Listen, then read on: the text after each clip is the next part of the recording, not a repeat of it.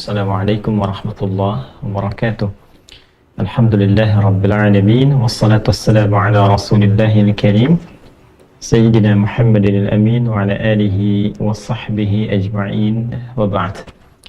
Saudara-saudariku, berbahagia dan bersyukur kita kepada Allah subhanahu wa ta'ala kembali diberikan kesempatan untuk bersama-sama mengkaji kedalaman makna ayat Al-Quran dan sunnah Rasulullah SAW, dengan harapan selain mendapati keberkahan dari kajian terhadap keduanya, juga kita mencoba untuk mendapatkan petunjuk pedoman berkehidupan sehingga mampu mengkreasikan seluruh aktivitas kita dan rencana-rencana kita berjalan dengan benar sesuai dengan ridha Allah Subhanahu wa Ta'ala, dan memiliki nilai positif yang kita bisa bawa pulang insya Allah saat kembali kepada Allah Subhanahu wa Ta'ala untuk mendapatkan rahmat Allah.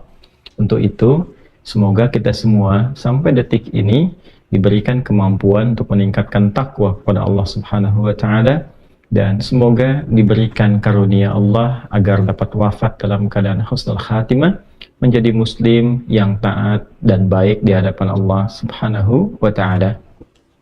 Ini adalah Kamis malam Jumat pertama di pekan pertama di bulan Rabiul Awal 1445 Hijrah. Kita bermohon pada Allah Subhanahu wa Ta'ala semoga malam ini kita semua diberkahi dan juga diberikan kemampuan sekali lagi untuk istiqamah dalam kebaikan. Teman-teman sekalian, kita akan mencoba melanjutkan kajian kita spesial malam ini. Kita mulai ba'da Isya karena ada penyesuaian secara waktu dan teknis tadi.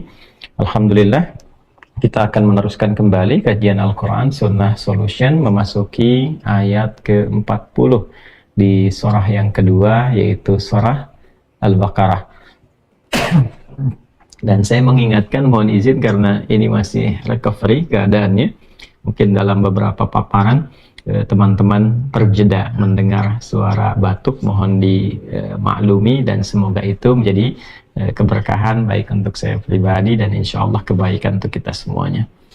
Baik teman-teman sekalian, kita akan masuki ayat yang ke-40. Kita bacakan dulu supaya mendapatkan keberkahan dari ayat yang akan kita kaji dimaksud dan pahala yang baik di sisi Allah Subhanahu wa Ta'ala. Setelah itu mari kita kaji kedalamannya dengan referensi kitab-kitab tafsir yang insya Allah kita bisa ketahui dan kita berkenalan bersama dengan izin Allah Subhanahu wa Ta'ala.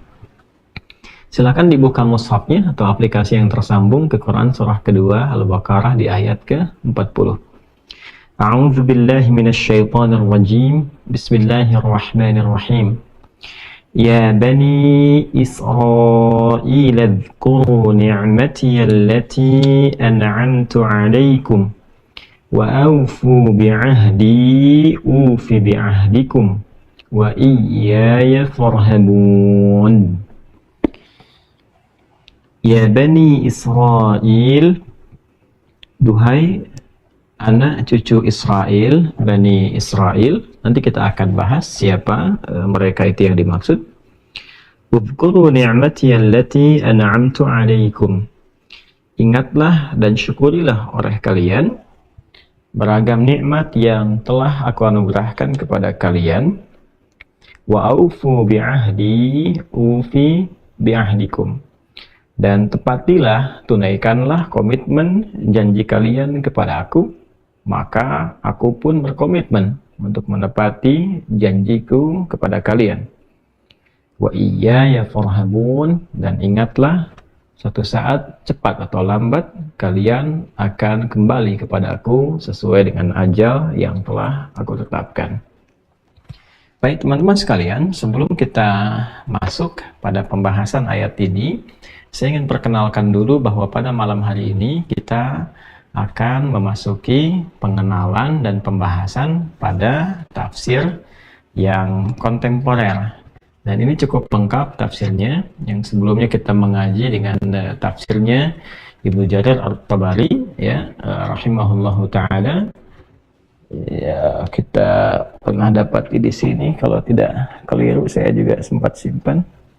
Oh ini dia ya, masih ada ini Jami'ul Bayan an ta'wili ayatil Quran. Ini ya, yang ini. Nah, ini tafsir yang cukup lengkap, khususnya terkait dengan riwayat. Jadi kalau kita ingin menggali pemahaman terhadap makna ayat Al-Quran, mengacu pada dokumen kitab klasik yang awal-awal dituliskan dengan keterangan yang cukup lengkap di ayat, ditafsir dengan riwayat tersambung kepada Nabi, maka ini tafsir yang cukup lengkap, disebutnya dengan tafsir al-ma'thur, ya. Dan banyak sekali ringkasan dari tafsir ini kemudian dicuplik oleh Imam Ibnu Katsir dalam tafsirnya Tafsir Al-Quran Al-Azim, ya. Kemudian yang lebih awal dari ini kita sempat juga sampaikan ini Tanwirul Miqbas min Tafsir Ibnu Abbas radhiyallahu taala anhuma. Ini yang paling awal dituliskan dari dokumen tafsir yang disambungkan kepada sahabat Nabi mulia, ya, sallallahu alaihi wasallam, yaitu Abdullah bin Abbas radhiyallahu taala anhuma. Ini corak tafsir yang cukup ringkas. Ya, saya pernah sampaikan karena di era Ibnu Abbas radhiyallahu taala anhuma, itu di era masih awal-awal yang hafalannya cukup kuat, pemahamannya terhadap bahasa Arab itu cukup lengkap dan sempurna, sehingga hanya membutuhkan bagian-bagian yang ringkas saja pada kata-kata yang mungkin bagi mereka kurang begitu memahami dari pemaknaan majazinya, karena kata itu kan ada dua, ya, ada yang terkait dengan lafzi hakiki yang sifatnya langsung, tidak mengandung unsur-unsur majaz atau kiasan di dalamnya, ya, seperti ayat-ayat tauhid, qul huwallahu ahad, itu nggak ada kiasan, ya, katakan Muhammad SAW, Allah itu sifatnya harus esa, harus tunggal, satunya tidak ada yang lain, maka di situ nggak ada unsur kiasan. Ya, ada ayat-ayat lain yang terkait dengan hukum, butuh penjelasan. Kadang-kadang di dalamnya ada makna kiasan. Ya, seperti saat kita masuki misalnya ayat tentang puasa, ya, kapan kita berbuka, kapan kemudian kita mulai puasa. Maka ketika turun Al-Baqarah misalnya di ayat ke-187, kita masuk ke tengahnya, wa kulu washrabu hatta yatabayyana lakumul khaytul abyadu minal khaytil aswadi minal fajr. Silahkan makan dan minum senyamannya di malam hari sampai tiba benang putih itu, ya, itu kemudian memecah benang hitam. Nah, bagaimana kemudian tiba-tiba muncul benang putih, ya? Seperti apa tafsirnya? Nah, orang-orang yang tidak memahami, bahkan di masa lalu ada yang menyimpan benang hitam dan yang menyimpan benang putih. Sampai-sampai saat bangun tidur mana yang keduluan kelihat tuh. Kalau melihat benang hitam disimpulkan masih boleh makan, ya. Kalau kelihatan yang putih, nah, maka disimpulkan sudah puasa. Maka ketika diadukan pada Rasulullah SAW, Nabi menyampaikan bukan itu maksudnya. Maksudnya adalah itu falak subhi, kan, jadi cahaya fajar shadiq yang sesungguhnya, yaitu benar-benar sinar pertama yang membelah kegelapan malam, sehingga terasa betul gelap itu mulai terbelah dengan adanya sinar pertama itu yang dimaksud dengan datangnya fajar shadiq, atau dikenal dengan juga kita sebut dengan subuh. Selesai ketika fajar itu tiba, maka dimulailah kemudian puasa. Nah, ini butuh penjelasan ringkas sehingga tidak salah kesimpulan. Maka sistematika penafsiran terdokumentasikan di awal-awal itu ada yang ringkas, ya. Ini metodenya Ibnu Abbas radhiyallahu taala anhuma, yang kelak nanti di era-era pertengahan ke kontemporer, metodologi itu di copy paste kemudian oleh imam salah satunya Jalaluddin As-Suyuti, ya, yang ditafsirkan dalam tafsirnya Tafsir Jalalain, ya. Jadi ada dua Jalal di situ, salah satunya Imam Jalaluddin As-Suyuti. Itu metodenya kita kenal dengan ringkas-ringkas, ya. Ada lafad terangkan. Nah, ini dokumentasi sanad penafsirannya mengacu kepada tafsir ini. Nanti ada juga tafsir yang mengkaji tentang persoalan-persoalan, segmentasi persoalannya. Jadi diklasifikasikan, diturunkan aspek hukumnya, kemudian dibedah pendekatannya secara sistematis, itu macam-macam. Kita punya Mafatihul Ghaibnya Ar-Razi, ini tafsir kabir, ya. Kemudian kita juga nanti punya yang kontemporer, At-Tahrir wa Tanwir misalnya 30 juz, ya. Kita punya Al-Maraghi dengan tematik pembahasannya. Kita juga nanti punya tafsir ayat ahkam khusus untuk membahas ayat-ayat hukum saja, ya, dan beberapa yang lainnya. Nah, yang sekarang yang akan kita tampilkan dulu, ini yang kontemporer, cukup bagus, mengacu pada riwayat dan pembahasan aspek-aspek yang dulu diklasifikasikan oleh beliau. Jadi dari kosakatanya, dikenal dengan mufradatsnya, kemudian secara kebahasaannya bagaimana, sisi sastranya bagaimana, baru kepada diskusi hukum. Nah, ini dikenal dengan At-Tafsir Al-Munir, ya. Tafsir Al-Munir. Ini karya Profesor Dr. Wahbah Mustafa Az-Zuhaili, ya, atau dikenal dengan Dr. Wahbah Az-Zuhaili. Alhamdulillah saya pribadi sudah pernah berjumpa dengan beliau saat beliau ke Tripoli, dan alhamdulillah juga kita pernah berada di satu channel televisi yang sama. Ya, saat itu ada channel TV namanya channel Tawasul, ya, waktu kami ada di kuliah dakwah Islamiyah di Tripoli, dan saya juga diikut sertakan untuk mengasuh salah satu segmen untuk diskusi pemikiran dan kajian hukum. Ya, pada waktu itu alhamdulillah di antara tamu yang hadir pada saat itu adalah Profesor Dr. Wahbah Mustafa Az-Zuhaili. Beliau sudah meninggal rahimahullah taala, berasal dari Syria dan sangat produktif, bahkan dikenal sebagai Suyuti Al-Mu'asir, Imam Suyutinya kontemporer. Ya, jadi kalau bicara sederhana, ya, tawadhu, tapi kalau beliau itu menulis, itu masya Allah karyanya luar biasa terbentang.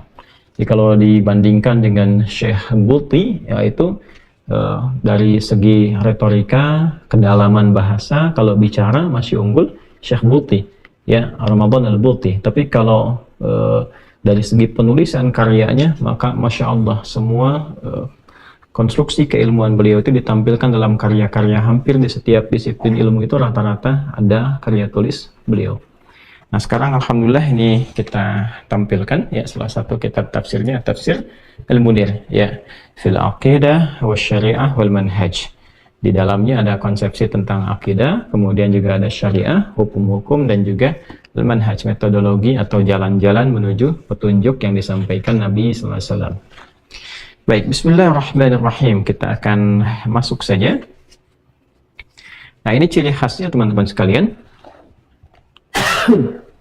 Diterangkan dulu tentang i'rab. Jadi i'rab itu sebetulnya kalau kita mengacu kepada perubahan kata secara tekstualnya, tapi dari segi kajian fikih kebahasaannya, i'rab itu bukan hanya menentukan perubahan, ya, dari satu karakteristik kata, tapi juga memberikan kesan makna. Bagaimana satu kata itu ketika berubah, kesan maknanya bagaimana. Ya, kadang-kadang yang paling menarik itu, walaupun kita temukan lafaz yang sama, ya, bahkan pembuka dengan ayat yang seakan sama, itu konteksnya bisa berbeda antara ayat satu dengan ayat selanjutnya, kata satu dengan kata selanjutnya. Nah, ini ada ulasan-ulasan yang terkait dengan pembahasan yang dimaksudkan. Kemudian saya ambil contoh misalnya, ya, ketika beliau masuk wa iyaya dhamir mansub bi fi'lin muqaddar, ya, atau taqdiruhu iyaya irhabu farhabun, ya. Jadi ketika kita dapati di ujung ayatnya wa iyaya farhabun, ya bani Israil dzkuru ni'mati allati an'amtu 'alaikum wa aufu bi 'ahdi ufi bi 'ahdikum wa iyaya farhabun. Nah, di situ iyaya, di situ beliau tafsirkan ya pembahasannya, dhamir mansub bi fi'lin muqaddar, ini kata ganti, wa iyaya itu dan kepada ulah, gitu kan. Nah, ini kata ganti, kemudian posisinya itu, letaknya itu mansub. Mansub itu artinya menjadi objek, ya. Jadi maksudnya begini, Allah menempatkan di situ sebagai bagian objek, yaitu tempat semua hambanya akan kembali, ya. Tapi saat yang bersama menjadi subjek. Kenapa kembali kepada Allah? Untuk meminta pertanggungjawaban pada semua hamba yang telah diberikan misi kehidupan. Nah, ini kalau kita dapati pengajian seperti itu bisa lebih kesannya berbeda ketika mendalami ayat-ayat Al-Quran. Jadi ketika kita membaca, misal kalau kita baca terjemah saja, kita akan dapati kalimatnya begini, wa iyaya farhabun, dan kepadakulah kalian semua akan kembali. Tapi kalau kita ngajinya sampai kedalaman seperti ini, dhamirun mansubun bi fi'lin muqaddar wa taqdiruhu iyaya irhabu farhabun. Ini maka iyaya irhabu, kalian semua, ya, kalian irhabu iyaya, kalian semua akan kembali kepadaku, datang, semua akan datang tanpa kecuali. Ya, silakan jalani kehidupan.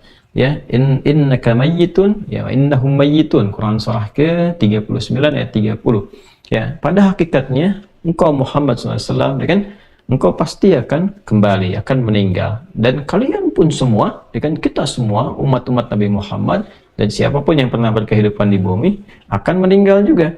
Ya, silakan beraktivitas, kata Allah, bawa misi kehidupan, tapi ingat, satu saat kalian akan kembali kepadaku. Nah, ketika kembali itu kepada Allah, ya kan, di sini kan ditempatkan sebagai objek, tapi saat yang bersamaan subjeknya muncul di situ.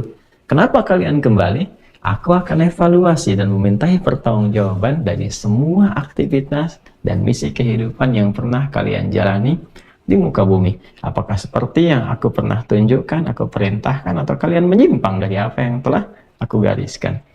Jadi kalau kita menemukan pembahasan demikian dari satu kata saja, kesannya sudah beda.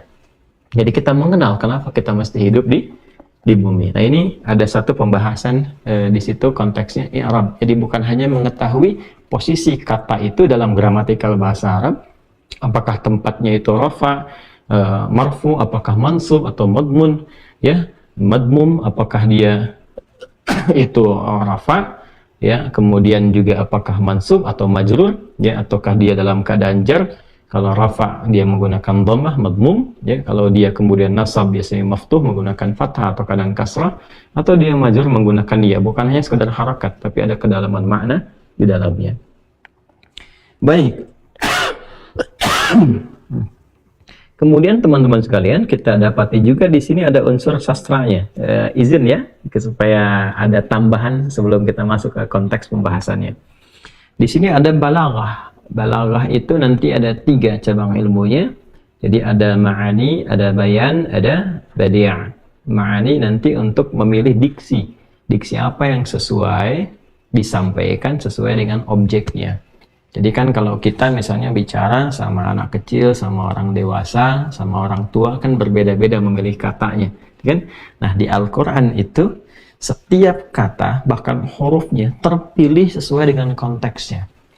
Ya, saya pernah sampaikan dalam beberapa kajian, ketika Allah menyampaikan tentang manusia saja, itu katanya bukan hanya satu kata.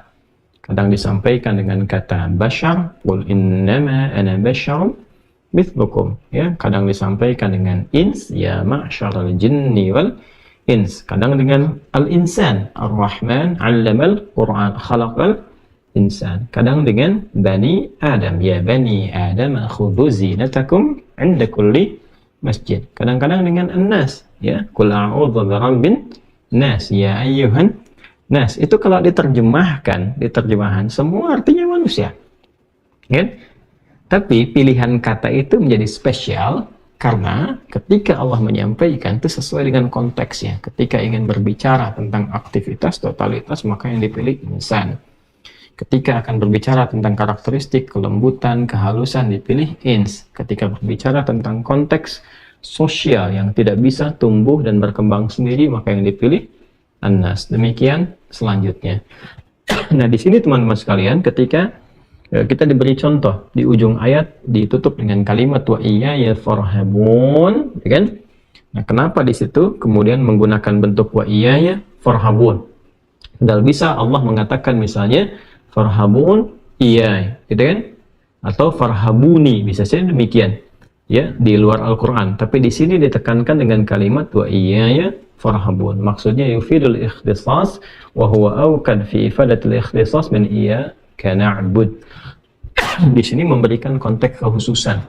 Ya, kata di sini Profesor Dr. Wahbah Az-Zuhaili menyampaikan yufidul ikhtisas, ya, gaya bahasa semacam ini yang kita dapatkan di Al-Baqarah ayat 40 sebagai penutupnya memberikan kesan sesuatu yang spesial, sesuatu yang khusus, dan sesuatu yang personal.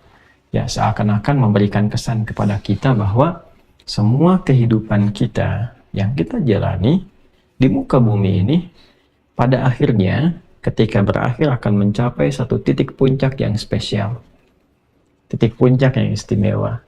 Apa itu? Perjumpaan kita dengan Sang Pencipta kita. Itu melebihi segalanya. Karena itu ketika momen itu tiba, di sini diberikan atau ditampilkan dalam bentuk yang sangat khusus, wa iyaya farhabun. Allah tidak akan mengatakan atau tidak mengatakan di ayat ini farhabuni, tapi wa iyaya, ditekankan kata iyanya untuk memberikan kesan bahwa semua petualangan hidup kalian pada akhirnya akan kembali kepada aku, berjumpa denganku. Nah, akunya didahulukan dibandingkan dengan kalimat farhabun. Ya, didahulukan dulu kata ketemu akunya untuk memberikan kesan bahwa tanamkan dalam hatimu, sesibuk apapun kau beraktivitas, sedalam apapun engkau kemudian punya pekerjaan, rutinitas, pada akhirnya kau akan berjumpa denganku. Nah, pertanyaan baliknya, saat berjumpa dengan Allah itu punya persiapan apa? Tapi kalau kita ngajinya begitu sampai ke ayat ini, wah iya ya farhabun, nangis kita. Ya, bagaimana kalau kemudian kita harus kembali, misalnya malam ini atau suatu saat kita berpulang, rasa-rasanya sudah lama hidup di dunia ini puluhan tahun, tapi kita simpulkan kok bekalnya belum cukup ketemu Allah. Sedangkan Allahnya mengatakan, kamu silakan sibuk aktivitas macam-macam. Itu saat kamu akan ketemu aku. Nah, pertanyaan baliknya, bakal apa yang kamu siapkan, yang kamu banggakan ketika engkau menghadap kepada aku? Nah, ini mahal teman-teman sekalian. Ya, ini ayatnya mahal sekali. Ini kalau kita ngaji satu kata itu saja, kemudian tanamkan dengan hati yang jernih, hati yang bening, ya, dan tuliskan misalnya di hadapan kita, di hidayat, kamu akan menghadap Allah. Ya, punya bekal apa dalam pertemuan itu? Akankah pertemuan itu menjadi spesial untukmu? Tuliskan, gitu kan? Dan sebelum tidur, rasakan kemudian dahsyatnya kata-kata itu yang ditancapkan pada jiwa kita. Itu satu bagian, teman-teman. Baik, sekarang kita akan masuk pada inti bahasannya. Bismillahirrahmanirrahim. Di pertemuan sebelumnya, kita sudah membahas sampai di ayat 39, bahwa Allah Subhanahu wa Ta'ala, konstruksinya teman-teman dikembalikan dulu bagi yang baru bergabung supaya ada ketersambungan pembahasan kita pada pertemuan malam hari ini. Teman-teman boleh atau dipersilahkan mereview kajian-kajian sebelumnya sehingga paham, oh kesini maksudnya, ya. Sehingga saya tidak punya waktu banyak untuk mengulang kembali dan habislah sisa waktu kita untuk membahas yang sebelumnya, ya. Jadi kalau kita kembalikan khususnya dari ayat ke-21 sampai ayat 39, konstruksinya kurang lebih seperti ini teman-teman sekalian. Ya. Jadi ini Quran surah kedua Al-Baqarah dari ayat 21, saya selesaikan sampai 39. Ya, konstruksi besarnya kurang lebih begini. Manusia dicipta, dijelaskan tujuannya, kan?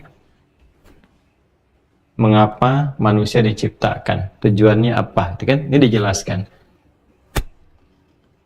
kan? Kemudian menjelaskan tentang pencipta, siapa pencipta itu kan? Dijelaskan.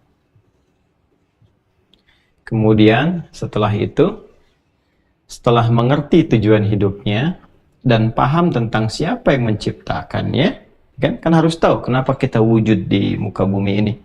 Ya, siapa yang telah menjadikan kita eksis di sini. Ya, kita kan bertanya, mencari, itu pasti itu. Ketika kita bertanya, kemudian kita mencari, Al-Quran memberikan penjelasan, pencipta kamu ini yang mencipta langit, menghamparkan bumi dan sebagainya, gitu kan. Tujuan penciptaan kamu tuh ini temukan di ayat 21, 22. Kemudian setelah itu dijelaskan, setelah kita paham tujuan hidup kita, kemudian siapa pencipta kita, kita bertanya bagaimana cara menjalani hidupnya, maka diterangkan tentang pedoman hidup. Pedoman hidup. Ya. Nah, saat menerangkan ini, Allah men-challenge dulu, ya. Di-challenge kita tentang bagaimana menemukan pedoman yang benar, sehingga menantang siapapun untuk meriset Al-Quran. Meriset Al-Quran. Ya. Silahkan. Bagaimana standarnya sesuatu menjadi pedoman hidup, ya kan?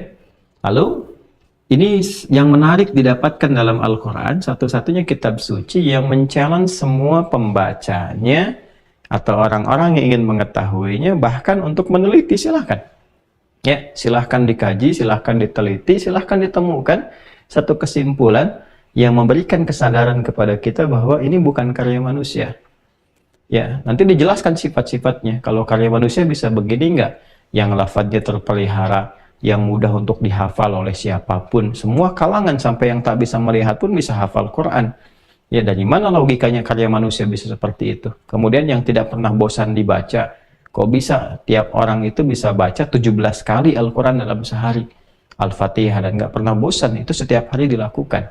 Kok bisa setiap hurufnya terjaga, nggak ada yang berubah, ya, dari mulai awal diturunkan sampai kini, sampai kita berkehidupan berakhir, terjaga gitu.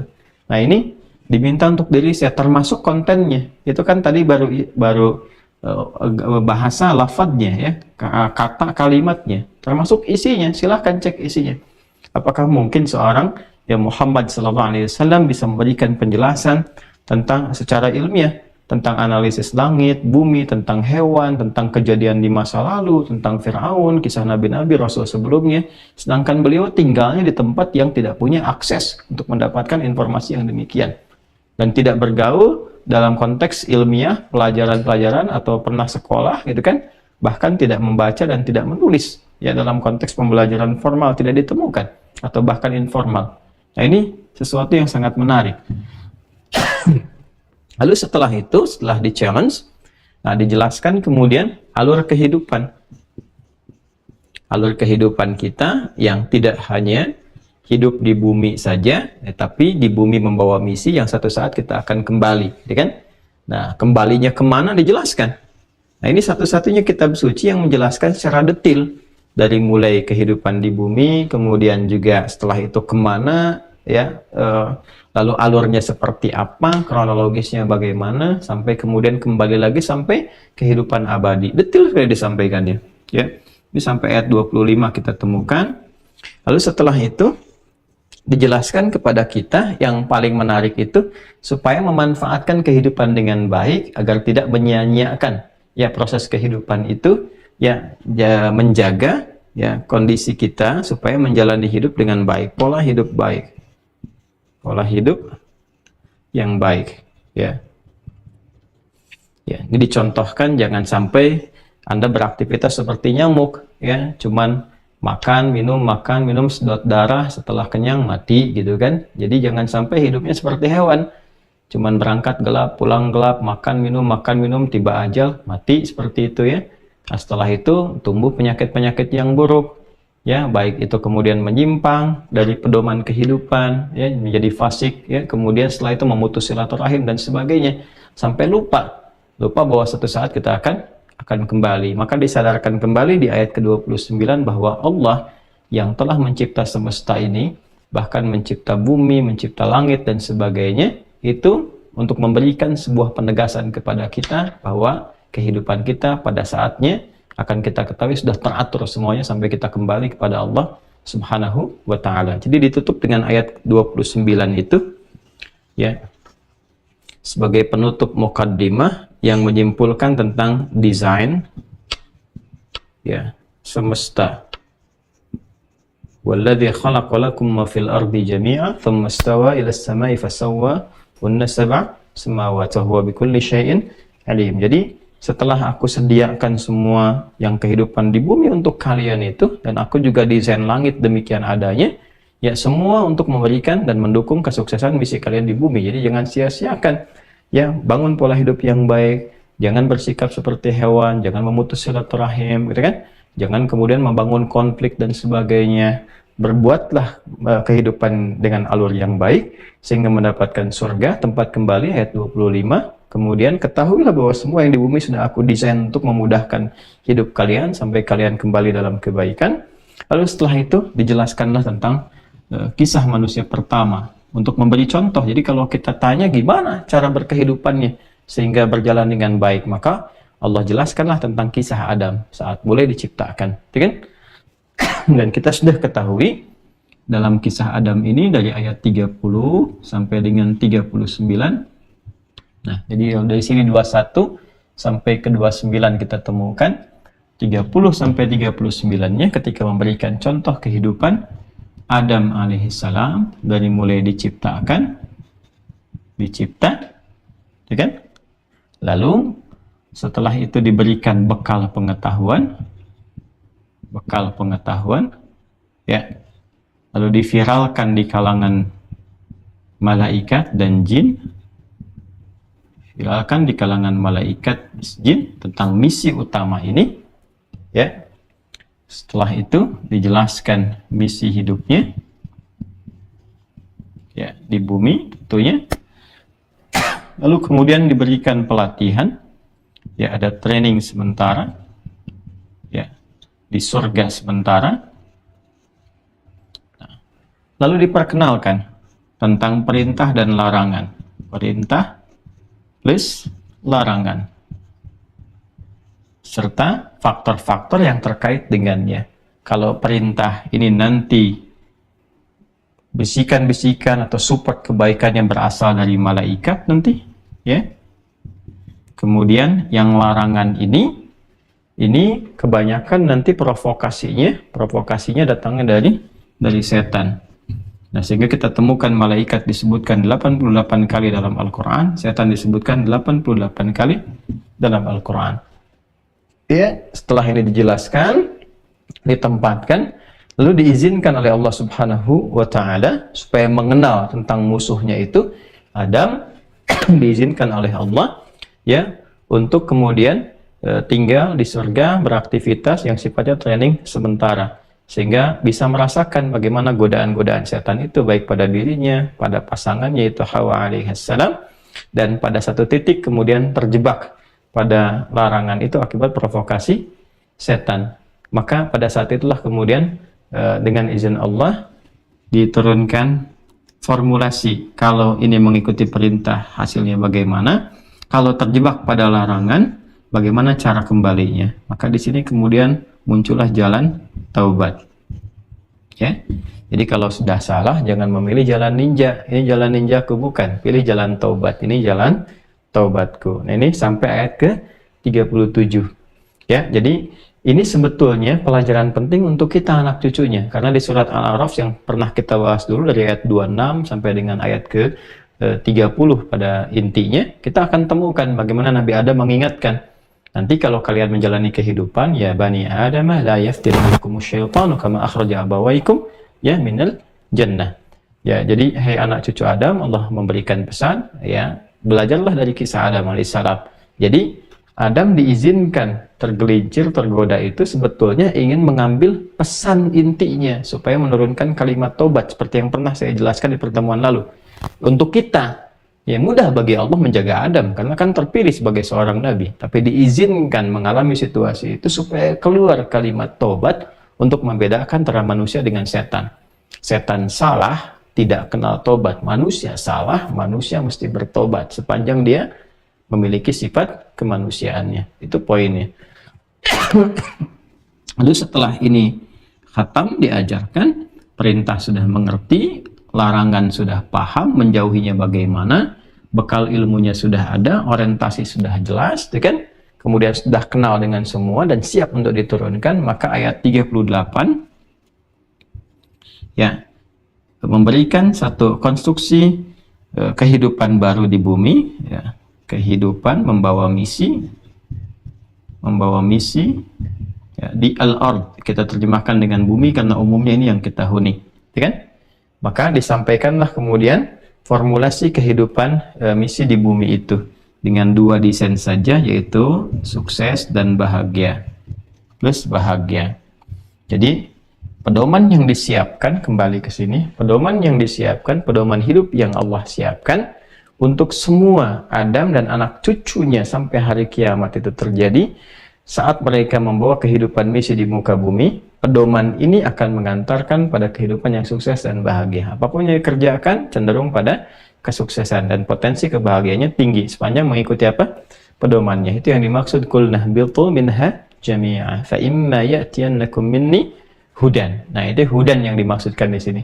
Ya, saya sudah pernah jelaskan dengan detail dari mulai kitab pertama terus sampai Al-Qur'an itu disebut dengan hudan. Ya, syahrul Ramadan alladzi unzila fihi al-Qur'an hudan linnas. Jadi Al-Qur'an pun disebut apa? Hudan. Kalau kita hidup di era kini mengikuti petunjuk Al-Qur'an, maka untuk mendapatkan kesuksesan dan kebahagiaan itu lebih dekat dan lebih mudah untuk dicapai, gitu kan? Nah, sebaliknya, orang-orang yang ingkar dengan ini semua, dia memilih jalan hidupnya sendiri, mengabaikan itu, mengingkarinya, dan merasakan bahwa dia bisa berkreasi, ya Allah menyampaikan silahkan saja. Ya, silahkan saja. Kamu tidak patuh, ya itu pilihan kamu. Kamu kemudian menyimpang, itu pilihan kamu. Ya, sesuatu yang menutup diri, menyimpang dari sesuatu disebut dengan kafar. Ya, jamaknya kafar, walladzina kafaru wa kadzdzabu biayatina. Sedangkan orang memilih untuk menyimpang, menutup dirinya, kemudian menggali secara personal dan berbuat kreativitas sesuai dengan keinginannya saja. Maka nanti di ayat lain, innaka mayyitun wa innahum mayyitun. Kata Nabi, ya'mal ma syi'ta fa innaka mayyit. Kalau kamu memang menutup diri kamu, ya, bersifat kamu secara personal menyimpang dari apa yang telah ditetapkan, itu pilihan kamu. Tapi kamu akan dipertanggungjawabkan ketika pulang kepada Allah di akhirat nanti. Jadi sampai ayat 38 nih konsep keberhasilan, sampai dengan kembali kepada Allah. Di ayat 39 adalah konsekuensi bagi yang menyimpang dari semua ini. Di sini ada konsekuensi dari penyimpangan. Nah, ini secara konseptual dari segi susunan ya teman-teman sekalian, ini sangat sempurna sekali. Dan tidak mungkin ada yang bisa menyampaikan ini semua kecuali yang menciptakan kita. Kan? Manusia nggak bisa biar seperti ini. Bikin keterangan terukur, detail, bisa dianalisis setiap hurufnya. Mustahil. Ya, maka di sini ketika Allah menampilkan ini semua kepada kita, ini sudah sempurna gambaran kehidupannya. Tinggal satu pertanyaan lagi. Ya kan? Ya Allah, kami kan hidup sekarang gitu. Di era kekinian. Ya, jauh terpaut dari kehidupan Nabi Shallallahu Alaihi Wasallam. Bisa nggak diberikan contoh kepada kami, gitu kan? Cara menjalani kehidupan ini dari generasi yang lalu supaya kami bisa belajar. Yang baiknya kami ambil, yang kurang baiknya kami tinggalkan, ya kan? Sepeninggal Adam alaihissalam, ini kan sampai di titik ini kita dapati nih, ya, kerjakan ini, jauhi ini Adam begini, tobatnya begini, gitu kan? Kehidupan misi masih sukses dan bahagia. Kami minta contoh ya Allah, orang dulu yang pernah menjalani kehidupan, yang pernah sukses, pernah bahagia, siapa aja. Value-nya seperti apa, supaya kami bisa bawa ke masa kini, kami terapkan dalam konteks kehidupan kami kini. Seperti apa caranya mendapatkan kebahagiaan yang orang dulu pernah dapatkan, ya kan? Ya, seperti apa mendapatkan kesuksesan di era kini, yang value-nya bisa kita dapatkan dari pelajaran orang dulu, ya kan? Plus, pada saat yang bersamaan, tolong tunjukkan kepada kami contoh-contoh larangan-larangan, kan? Baik yang diberlakukan di masa lalu ataupun kini yang ditempatkan pada era kami sekarang, sehingga kami mengerti, oh ini akibatnya. Kalau melanggar larangan ini akan seperti ini. Ini hikmahnya kenapa ini dilarang. Ya, maka di titik inilah kemudian Allah menjelaskan kepada kita dengan membuka kehidupan umat di masa lalu, setidaknya yang paling dekat dengan eranya Nabi Muhammad Sallallahu Alaihi Wasallam, yang genealoginya tersambung pada umat-umat atau generasi sebelumnya. Maka disinilah kemudian muncul ayat ke-40. Paham ya? Kita ngajinya begitu dulu ya. Kalau sudah begini kita mengerti saat masuk ke ayat 40. Oh, kok tiba-tiba setelah menerangkan Adam, kenapa tiba-tiba jadi Bani Israel? Ini maksudnya, konstruksi bahasanya begini. Jadi kalau kita paham alurnya begini, masuknya lebih gampang. Ya. Nah, baik, kalau teman-teman dan saya, kita semua sudah memahami alurnya, mari sekarang kita hadirkan dulu semacam visualisasinya bahwa ketika ayat ini diturunkan kepada Nabi Muhammad SAW, Nabi sudah berada di Yathrib. Jelas ya? Yang kemudian bertransformasi, berubah menjadi Al-Madinah Al-Munawwarah. Jadi saat Nabi hijrah itu namanya masih Yathrib. Ingat ya teman-teman sekalian, Yathrib itu salah satu anak keturunan Nabi Nuh alaihissalam. Yang kemudian beliau pasca banjir besar dan sebagainya, itu kan ada kelompok yang ikut Nabi Nuh alaihissalam di kapal besar itu, kemudian menyebar, ya, berketurunan. Di antara nanti keturunannya adalah Yathrib. Yathrib ini nanti menempati satu daerah, yang daerah itu karena baru pertama dihuni oleh beliau, maka diberi nama dengan nama awal penghuninya, dikenal dengan Yathrib. Dan itu sangat biasa dari sejarah di masa-masa lalu. Kemudian berkembang. Nah, ini yang kita bahas ya. Dari perkembangan itu nanti semakin banyak masyarakat yang tinggal di situ, berkembang sampai era-eranya kemudian migrasi beberapa daerah-daerah, karena wilayah itu wilayah yang cukup subur ya, sangat mudah tanahnya itu untuk ditanami tumbuhan terutama kurma-kurma ya, dan sangat mudah digunakan untuk garapan perkebunan. Jadi akhirnya banyak sekali yang berkebun di daerah itu karena subur, kan, di daerah Yathrib ini, sehingga banyak orang-orang yang migrasi ke sana, datang ke sana, karena di area padang pasir itu kan kalau menemukan oase, menemukan tempat subur itu bagian dari lahan kehidupan yang sangat menjanjikan dan sangat menolong dalam situasi demikian. Maka beberapa wilayah yang di Arab seperti di wilayah Yaman dan beberapa bagian-bagiannya itu mulai merapatlah kemudian ke arah Yathrib. Jauh ya sebelum kelahiran Nabi Muhammad SAW, itu di masa-masa awal sekali ya, di masa-masa awal. Kalau kita gali periodenya mungkin 1 atau 2 tahun, bahkan jauh sebelum itu, sebelum Masehi. Jadi kalau 1-2 tahun sebelum Masehi orang Romawi itu menguasai wilayah Syam, maka jauh sebelum itu era-eranya era-era yang masa jauh sekali kalau di Yathrib ke generasi-generasi itu. Ya, jadi masih sebelum Masehi dan sangat jauh sekali itu Yaman sudah masuk ke situ, orang-orang dari daerah Yaman ya, dari Arab-Arab wilayah Yaman. Jadi sudah masuk ke arah situ dan tinggalnya juga ini cukup menarik. Yaman itu kan bagian yang subur juga ya.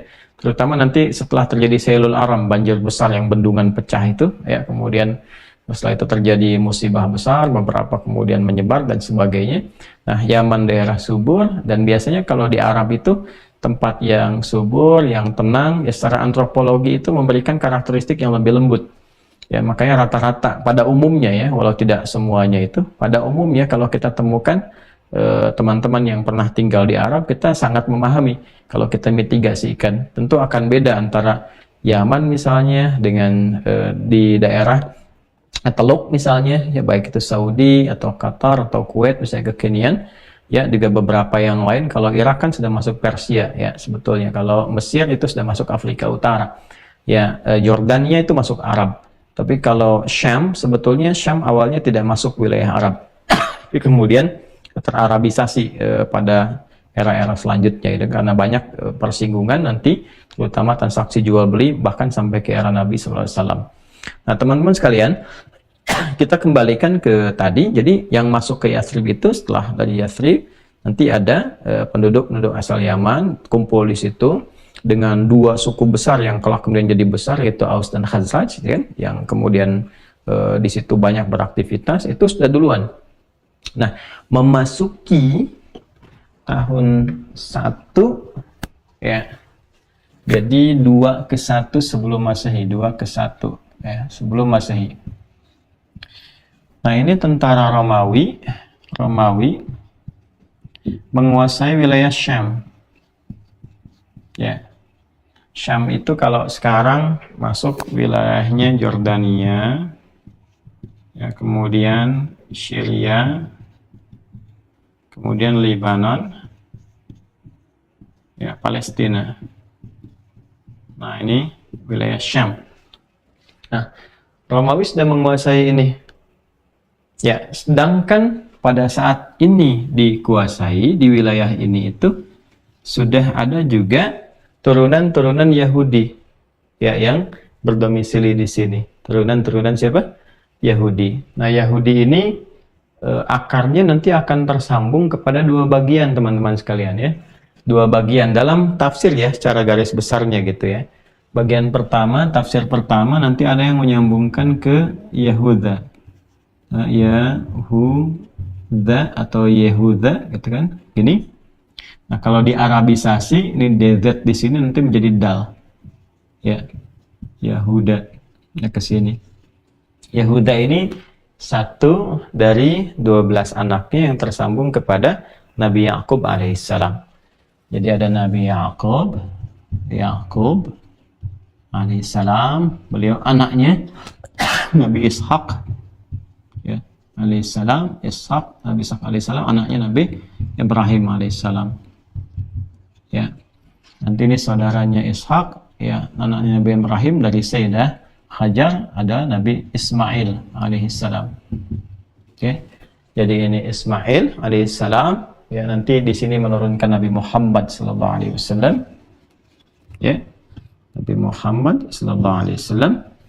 Nah ini ke Ishak nanti menurunkan Yakub, dari Yakub, nah nanti ada 12 anak. Dari 12 anak ini nanti ada Yusuf misalnya alaihissalam yang sangat viral. Nabi Yusuf sampai ada di surah yang ke-12, ya. Yusuf alaihissalam. Yusuf nanti dari satu ibu, ya. Ini punya istri Nabi Yakub ini, ada yang menyebutnya Rahel. Nanti punya 2 anak, ada Yusuf, yang kedua Bunyamin. Jadi adiknya Yusuf nanti ada Bunyamin. Nah ini adik kakak ini yang kalau kita baca surat Yusuf ini kita akan temukan, ya, penjelasan tentang ini. Jadi setelah melahirkan nanti Bunyamin, ibunya meninggal. Nanti dari Bunyamin ini melahirkan Abu Matta. Abu Matta ini ayahnya Matta, makanya disebut dengan Abu Matta. Nah dari Abu Matta ini melahirkan Yunus, Nabi Yunus alaihissalam, atau Dhannun, Dhannuni idh dhahaba mughaddiba. Ini kan Yunus bin Matta. Ini nyambungnya ke sini, ke atas sini. Nanti Nabi Yusuf alaihissalam ini sudah viral, ya, beberapa keturunannya ini tidak banyak sekali dikisahkan karena kisahnya berhenti di Nabi Yusuf alaihissalam, termasuk beberapa referensi yang lain. Namun demikian nanti dari 12 itu nanti kita kenal dengan Shimon, ada kemudian Levi, ada kemudian Yahuda dan sebagainya. Kita ambil yang penting saja. Di kajian saya tentang genealogi Yahudi, teman-teman, saya detilkan sekali tentang turunan-turunan ini. Yang kita ambil karena waktu kita singkat, saya sudah punya, nggak terasa ya 15 menit lagi ya. Baik, kita agak detilkan ya supaya lebih nyaman. Kesini kita cepat saja yang terkait dengan Yahudi dan Yahuda. Nanti ada Yahuda. Yahuda ini nanti dikenal juga dengan Yahuda atau Yahudi yang diikutkan kepada Yahuda, ujungnya diganti dengan I. Ya, seperti misalnya saya ikut Nabi Muhammad, maka disebut Muhammadi. Ya, saya ikut Nabi Muhammad SAW. Karena ini Yahuda atau Yahuda, maka yang ikut ke situ dikenal dengan apa? Yahudi. Jelas ya? Ini versi yang pertama. Nanti turunan dari sini, teman-teman sekalian, diturunkannya sampai, saya percepat saja karena ini panjang sekali. Terus nanti ke sini ketemu Nabi Daud, ya, alaihissalam. Daud nanti muncul Sulaiman. Ya, dari Sulaiman nanti ada beberapa generasi sampai ke Nabi Isa alaihissalam. Nah ini yang terakhirnya dari generasi Nabi dan Rasul yang berdakwah untuk kalangan ini, Bani Israel, keturunan ini semua sampai dengan ke bawah. Jadi kalau nanti kita nasabkan lagi, panjang lagi. Isa anaknya Maryam, Maryam anaknya Imran, gitu kan. Nah Imran menikah dengan siapa? Hana. Nanti ke sampingnya Hana saudaraan dengan Eliesobat. Eliesobat menikah dengan Zakaria. Zakaria menurunkan Yahya atau John atau Yohanes. Ada di sebelah sini nanti garisnya. Tapi ini untuk mempercepat saja karena waktunya terbatas. Intinya Nabi Isa alaihissalam genealoginya ini nanti ke Nabi Sulaiman, ke Nabi Daud, terus ke Yahuda ke sini, ya, ke Yakub, ke Ishak, ke Ibrahim alaihissalam. Jelas ya? Baik. Jadi Masehi kan di sini nih, ya, gambarannya tuh. Al-Masih dilahirkannya Al-Masih. Nah, di era ini yang terkait, ini tafsir pertama yang terkait dengan Yahudi. Jelas ya? Baik, ada yang kedua, Yang kedua ini kaitan dengan Nabi Musa alaihissalam. Musa ini nanti jalurnya ke Levi. Ya, Levi atau Lewi. Lewi atau Levi, gitu kan? Nanti Levi ini punya keturunan lagi, ada yang menyebutnya Kohat, ya. Kohat ini punya anak lagi namanya Imran. Nah, Imran ini punya anak namanya Musa. Nah, ini dia. Nah, Imran yang ini bukan Imran yang di sini, ya kan? Imran yang di sini bukan. Jadi bukan yang ayahnya siapa? Maryam. Kan yang bukan yang di surat Ali Imran. Jadi kalau yang di surat Ali Imran, keluarga besarnya Imran, itu yang dimaksud Imran suaminya Hannah, melahirkan siapa? Maryam. Saat Maryam itu terlahir, Imrannya sudah meninggal. Nanti pamannya yang mengasuh, itu siapa? Zakaria. Kalau yang ini, Imran itu ayahnya Nabi Musa alaihissalam. Jelas ya? Jadi ini sama-sama nih namanya. Ya, Musa anaknya siapa? Imran. Bukan Imran yang di sini. Nah, yang paling menarik nanti Musa punya saudara juga. Ada dua nih, yang laki-laki satu Harun, ya. Nah, kemudian yang satu lagi nanti ada perempuan namanya Maryam. Maryam. Makanya nanti kita temukan di Quran, ya ukhta Harun, ketika Maryam yang di sini kemudian dituduh, ada yang menuduh bahwa padahal beliau itu perempuan suci yang menjaga diri. Di Quran itu luar biasa, ya. Bahkan ada suratnya. Bunda Maria itu, surat Maryam, itu ada surah ke-19. Dan oleh Al-Quran begitu dihormati, ya, dijelaskan, dibebaskan dari tuduhan. Begitu luar biasa dimuliakan. Dan disampaikan genealoginya, lahir dari siapa, ini seorang ibu mulia, anaknya seorang nabi, seorang rasul, itu kan. Ibunya luar biasa, punya martabat, itu kan. Ya, kemudian kedua-duanya hamba yang bertuhan kepada Allah Subhanahu wa taala, terjaga dalam kebaikan, dibebaskan oleh Quran dari berbagai tuduhan, termasuk Nabi Isa alaihissalam sebagai putra satu-satunya. Makanya dikenalnya dengan Isa bin Maryam. Isa anak laki-lakinya Maryam. Ketika dituduh, ya, kemudian tuduhan salah satunya apa? Ya ukhta Harun. Ya, hei saudaranya Harun. Itu kata kiasan. Jadi kalau kita paham ilmu nasab, ya, bahwa mereka itu mencela ibunya Nabi Isa alaihissalam dengan menuduhnya dengan tuduhan yang dalam. Ya, hei ya ukhta Harun, kamu itu kan tahu Harun itu seorang nabi, seorang rasul, dia punya saudari namanya Maryam. Itu kan sama dengan kamu.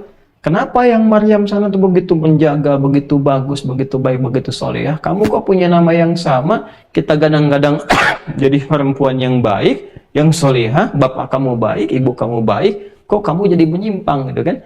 Nah, itu sindiran. Jadi kalau kita ngaji Quran, kita paham kenapa disebut dengan ukhta Harun, ya saudari perempuannya Harun. Bukan Harun yang dimaksudkan sejaman dengan ini, maksudnya ke sini. Itulah uslub Al-Quran, gaya bahasa. Jadi kalau nggak ngaji, nggak paham itu. Ya, ini penting saya sampaikan karena ada beberapa yang mengatakan inilah kerancuan Al-Quran.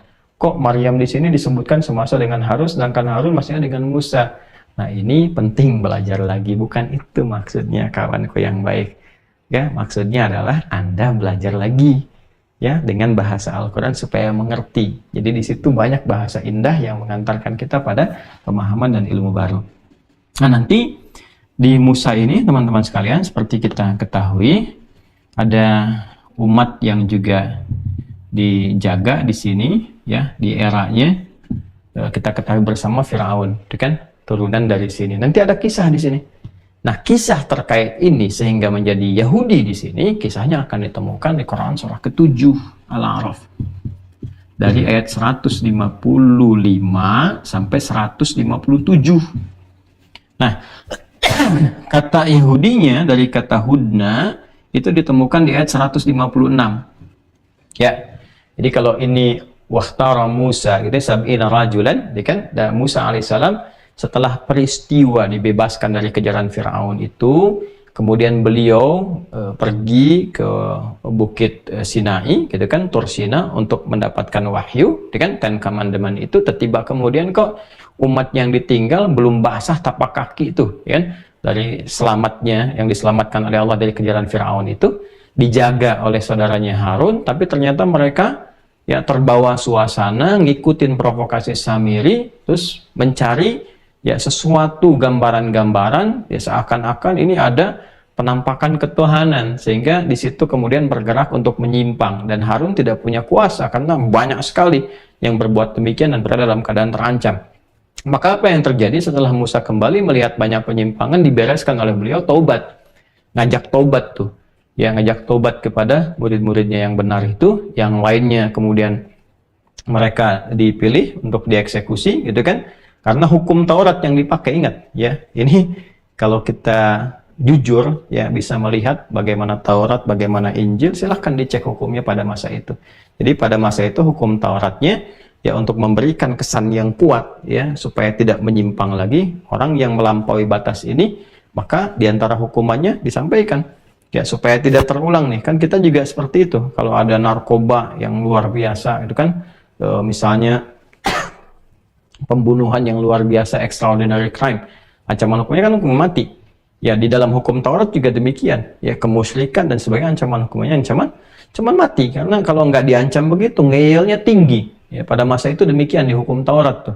Ya, kita di masa sekarang alhamdulillah udah banyak sekali keringanan-keringanan karena rahmat seorang Rasul bernama Nabi Muhammad SAW, kan? Nah, ini gambarannya. Nah, ketika semua selesai, maka Nabi Musa memilih 70 orang yang masih baik-baik untuk bertobat kepada Allah.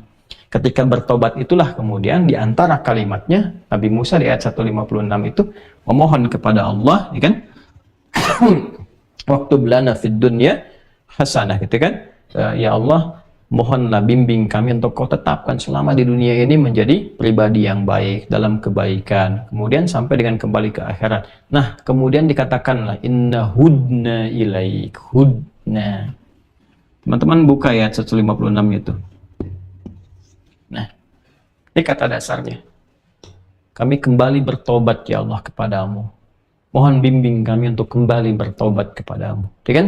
Jadi kalau kita turunkan itu menjadi karakter, sifat untuk mengikuti sifat tobat itu, maka berubahlah katanya menjadi Yahudi. Itu asalnya. Ya. Jadi kalau kita temukan di dalam Al-Quran itu Yahudi, ya nanti kita akan temukan banyak pemahaman mengarahnya kemana itu.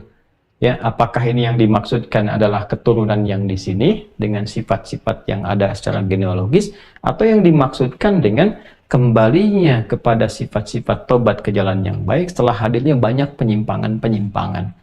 Ya, jadi kalau kita nanti paham dengan karakteristik ini, kita akan mengerti ini yang dimaksudkan yang mana di sini. Ya, dan umumnya kalau kita berikan bocoran terlebih dahulu, pada umumnya adalah kalimat Yahudi yang ditampilkan rata-rata adalah kalimat sindiran ya kepada satu komunitas yang genealoginya tersambung ke diri semua, yang berbuat penyimpangan-penyimpangan baik rasial ataupun tindakan kriminal, bahkan yang sifatnya bisa bersifat global, maka ditampilkanlah, dipanggillah dengan nama ini seakan-akan memberikan kesan, hei, kakek moyang kamu dulu pernah menyimpang juga seperti ini, sehingga dibimbing oleh Nabi kamu yang agung, Nabi Musa, untuk taubat. Jadi disebut Yahudi itu untuk mengingat lagi supaya menjadi lebih baik. Kamu tuh bukan begini, jangan menyimpang, jangan rasial, jangan berbuat kriminal, ya, jangan kemudian bersikap pola yang merasa diri sebagai yang paling hebat, superior, menganggap yang lain itu kecil, lalu bernindas dan sebagainya, berusaha menguasai dan mengurangi yang lain, itu kan? Dulu sudah ada yang begitu. Karena itulah kamu kemudian dibimbing oleh Nabi untuk kembali menjadi baik, taubat. Maka disifatilah dengan inna hudna, kami kembali kepadamu ya Allah, ingin jadi baik lagi. Maka sifat itu diarahkan menjadi sebuah karakter, disebutlah dengan Yahudi. Jadi ketika disebut Yahudi, disitu sindiran yang tajam. Maksudnya, kembalilah kepada jalan yang baik. Kamu ini Yahudi, ya kan, yang pengen tobat, yang pengen baik, ya. Terus kalau belum paham juga, maka dikembalikan kepada bapak moyangnya yang paling tinggi, yang sangat taat dengan Allah, gelarnya kalau bahasa Arab itu Sofiyullah, yang hatinya lembut, yang bening, yang dekat dengan Allah. Kalau dibalikan ke dalam bahasa mereka, itu menjadi Israel. Il itu Allah, Isra itu hamba Allah yang taat, yang lembut, yang baik.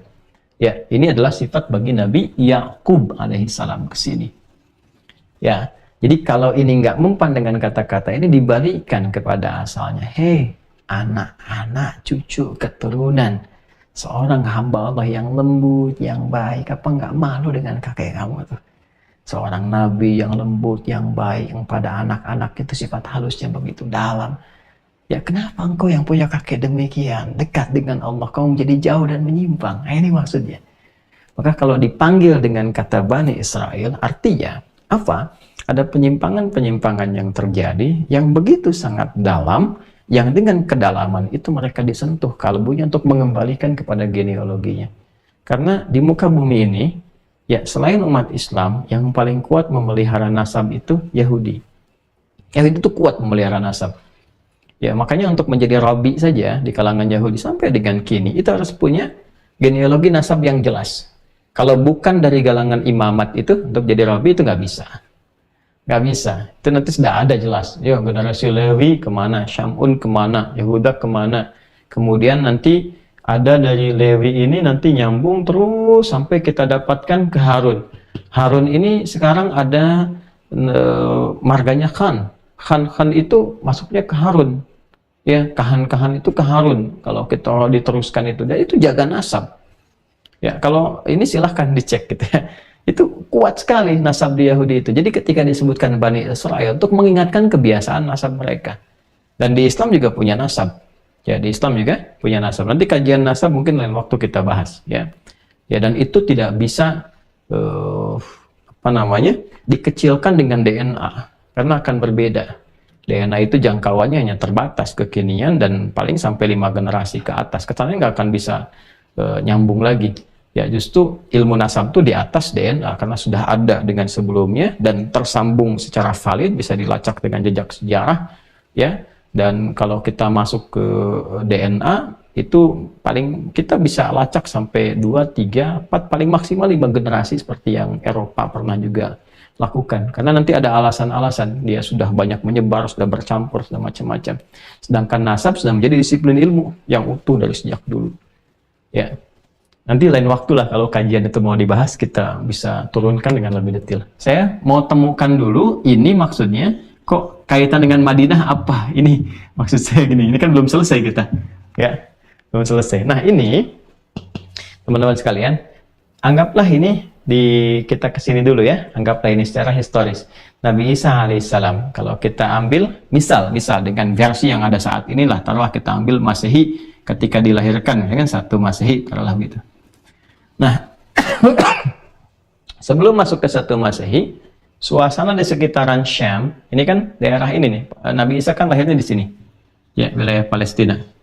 Ya, ada di Bethlehem, Bethlehem, dan seterusnya gitu kan. Intinya nanti kalau kita ngaji di surat Maryam, kita akan temukan. Dan ini di-challenge oleh Quran, silahkan dikomparasikan versi mana saja yang terkait dengan kelahiran Nabi Isa alaihissalam, silahkan. Quran memberikan isyarat, ya, dalam suasana apa ketika dilahirkan, ya, sehingga kita bisa menemukan musim apa, bagaimana keadaannya, bagaimana, itu bisa di-compare. Tapi yang kita ingin ambil satu dulu untuk sebagai patokan, taruhlah ini sebagai 1 Masehi, suasana menjelang ke Masehi ini, 2 ke 1 sebelum Masehi itu Romawi menguasai wilayah Syam dengan 4 bagian ini. Sudah? Nah, di 1 ke 2 Masehi, ada, ya kan? Berarti saat itu dilahirkan, 1 ke 2 Masehi itu, ini orang-orang Yahudi yang ada di sini kan sudah mulai menetap di sini nih, wilayah ini. Ini sudah mulai banyak Yahudi yang menyebar, yang tadi penyebaran itu. Ya, ini kan kalau kita lihat di wilayah Nabi Daud, kemudian Sulaiman, Haikal Sulaiman yang diklaim itu di wilayah ini kan, ada di Palestina kan, yang sekarang kita ketahui banyak sekali konflik dan sebagainya, gitu kan? Nah ini kan di wilayah ini. Jadi ini sudah banyak Yahudi di era-era masa ini. Ya, keturunan genealogi dari yang tadi saya turunkan.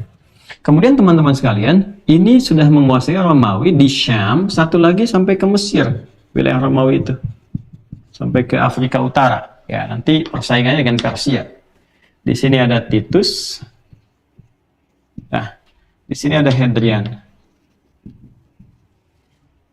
Kenapa 2 nama ini saya sebutkan? Di tahun 70, ya kan? Di tahun 70, berarti masuknya di abad yang awal-awal ya, ke sini ya berarti ya, 1 sebelum ke sini nih. Ya. Ini ada percobaan untuk pemberontakan. Ya, untuk pemberontakan. Di pemberontakan ini nanti ketika oleh orang-orang Yahudi pada masa itu, dan gagal. Ya, dan gagal. Ketika gagal ini, mereka mencoba untuk pergi dari sini. Termasuk di Syam, ini di masa Hadrian dari Romawi ini menguasai di 135, ya kan? Teman-teman sekalian, di masa itu berarti setelah lewat ya, agak jauh nih dari sini. Jadi kalau ini 2 ke 1 ke sini, ini saya turunkan ke sini. Berarti setelah Nabi Isa ya. Nabi Isa kan singkat sekali. Usianya nggak nyampe 40 tahun gitu ya, jadi singkat, kemudian beliau meninggal kembali kepada Allah. Nah kalau yang ini 70, saya koreksi, bukan di sini tapi di sini tempatnya 70 Masehi, setelah berkembang itu ini menguasai, ini pemberontakan. Hadrian sekitar 135 Masehi, ini ada pemberontakan juga, maksudnya Yahudi ini menolak ya, kemudian melakukan perlawanan-perlawanan atau diklaim sebagai pemberontakan terhadap Romawi pada masa itu, dan gagal. Ketika gagal ini dikejar dan sebagainya, ini sangat viral sekali karena di Eropa kan Yahudi pada umumnya dulu kan kita kenal bersama, nggak pernah cocok dan selalu terusir. Sini terusir, sana terusir, sana terusir dan sebagainya. Nah, ketika mereka di sini kan gagal dalam perlawanan dan pemberontakan kepada Romawi, mereka memutuskan untuk keluar dari sini. Ya, karena dikejar kan. Bukan hanya diusir, dikejar, ya ancamannya eksekusi dan sebagainya. Maka mencari tempat. Yang paling menarik apa? Rabi mereka, pendeta-pendeta mereka, ya kan?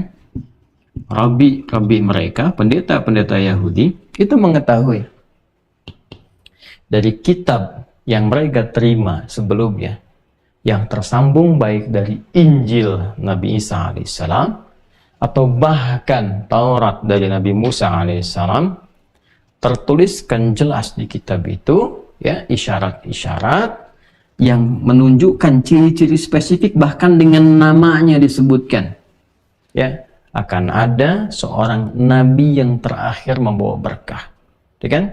Baik dengan bahasa Mesias, atau kemudian juga ini pasca periode itu ya, Nabi Isa alaihissalam, dan pasca periode jauh sebelumnya Musa alaihissalam. Nabi penutup, ya, seorang nabi penutup, ya, kemudian ada yang disebutkan namanya langsung dengan sifatnya Ahmad, ada yang disebutkan dengan Muhammad, ya kan?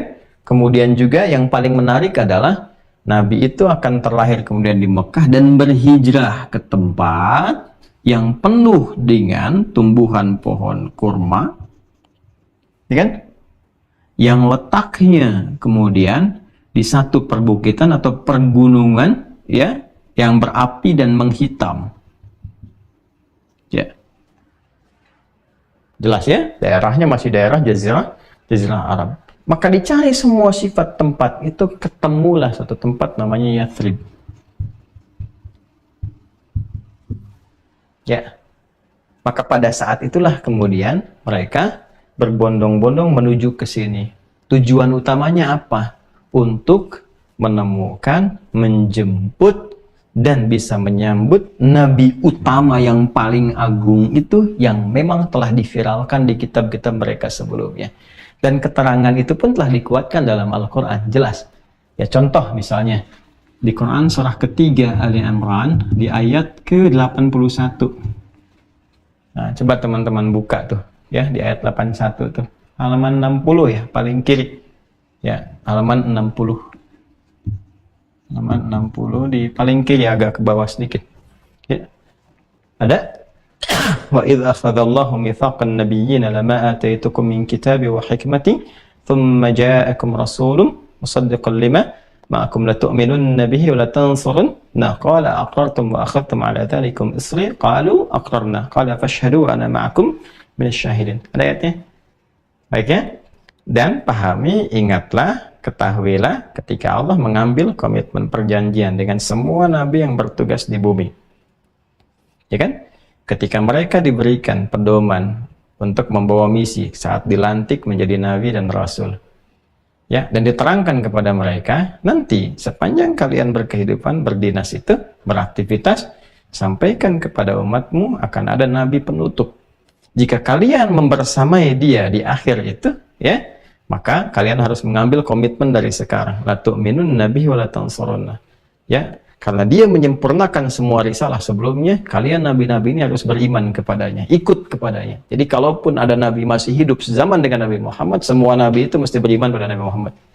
Di Nabi Muhammad itu sudah diviralkan keagungannya, diviralkan keistimewaannya di semua nabi yang pernah bertugas di bumi. Bahkan saat dilantik jadi nabi pun salah satu komitmennya adalah beriman pada Nabi Muhammad dan membela risalah beliau, ya, membela dalam artian apa? Kan masuk kepada risalahnya dan menyampaikan risalah Nabi untuk menutup semua risalah yang sebelumnya. Dia kan diakumulasi dari Nabi Adam terus sampai Nabi Isa, dikumpulkan jadi satu pedoman berkehidupan dalam bentuk Al-Quran, pembawanya Nabi Muhammad SAW. Maka mereka berikrar, ya, qalu aqrarna qala fashhadu wa ana ma'akum minasyahidin. Ya, aku menyaksikan semua itu, kata Allah. Jadi ini komitmen dengan para nabinya. Satu. Nah, apa kaitan dengan Yahudinya di sini?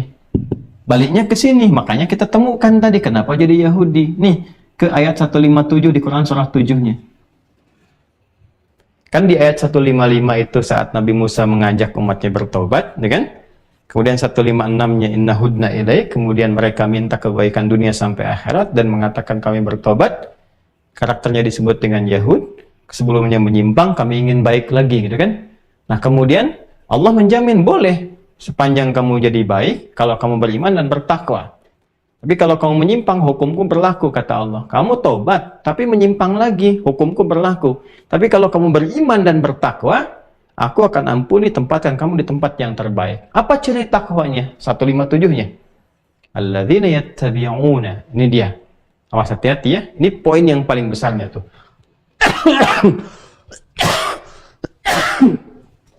Ya, coba dibuka sama-sama deh kita lihat ya. Ditemukan sampai Rasulun Nabiyil Ummiyal ladzi yajidunahu maktuban fit Taurati wal Injil. Coba teman-teman buka di ayat 157. Halaman 170. Ya, supaya jelas. Alladzina yattabi'una ar-rasulan nabiyyal ummiyya. Fokus. Ya, alladzi yajidunahu maktuban 'indahum fit Taurati wal Injil. Nah, ini jelas ya. Di antara ciri takwanya apa itu?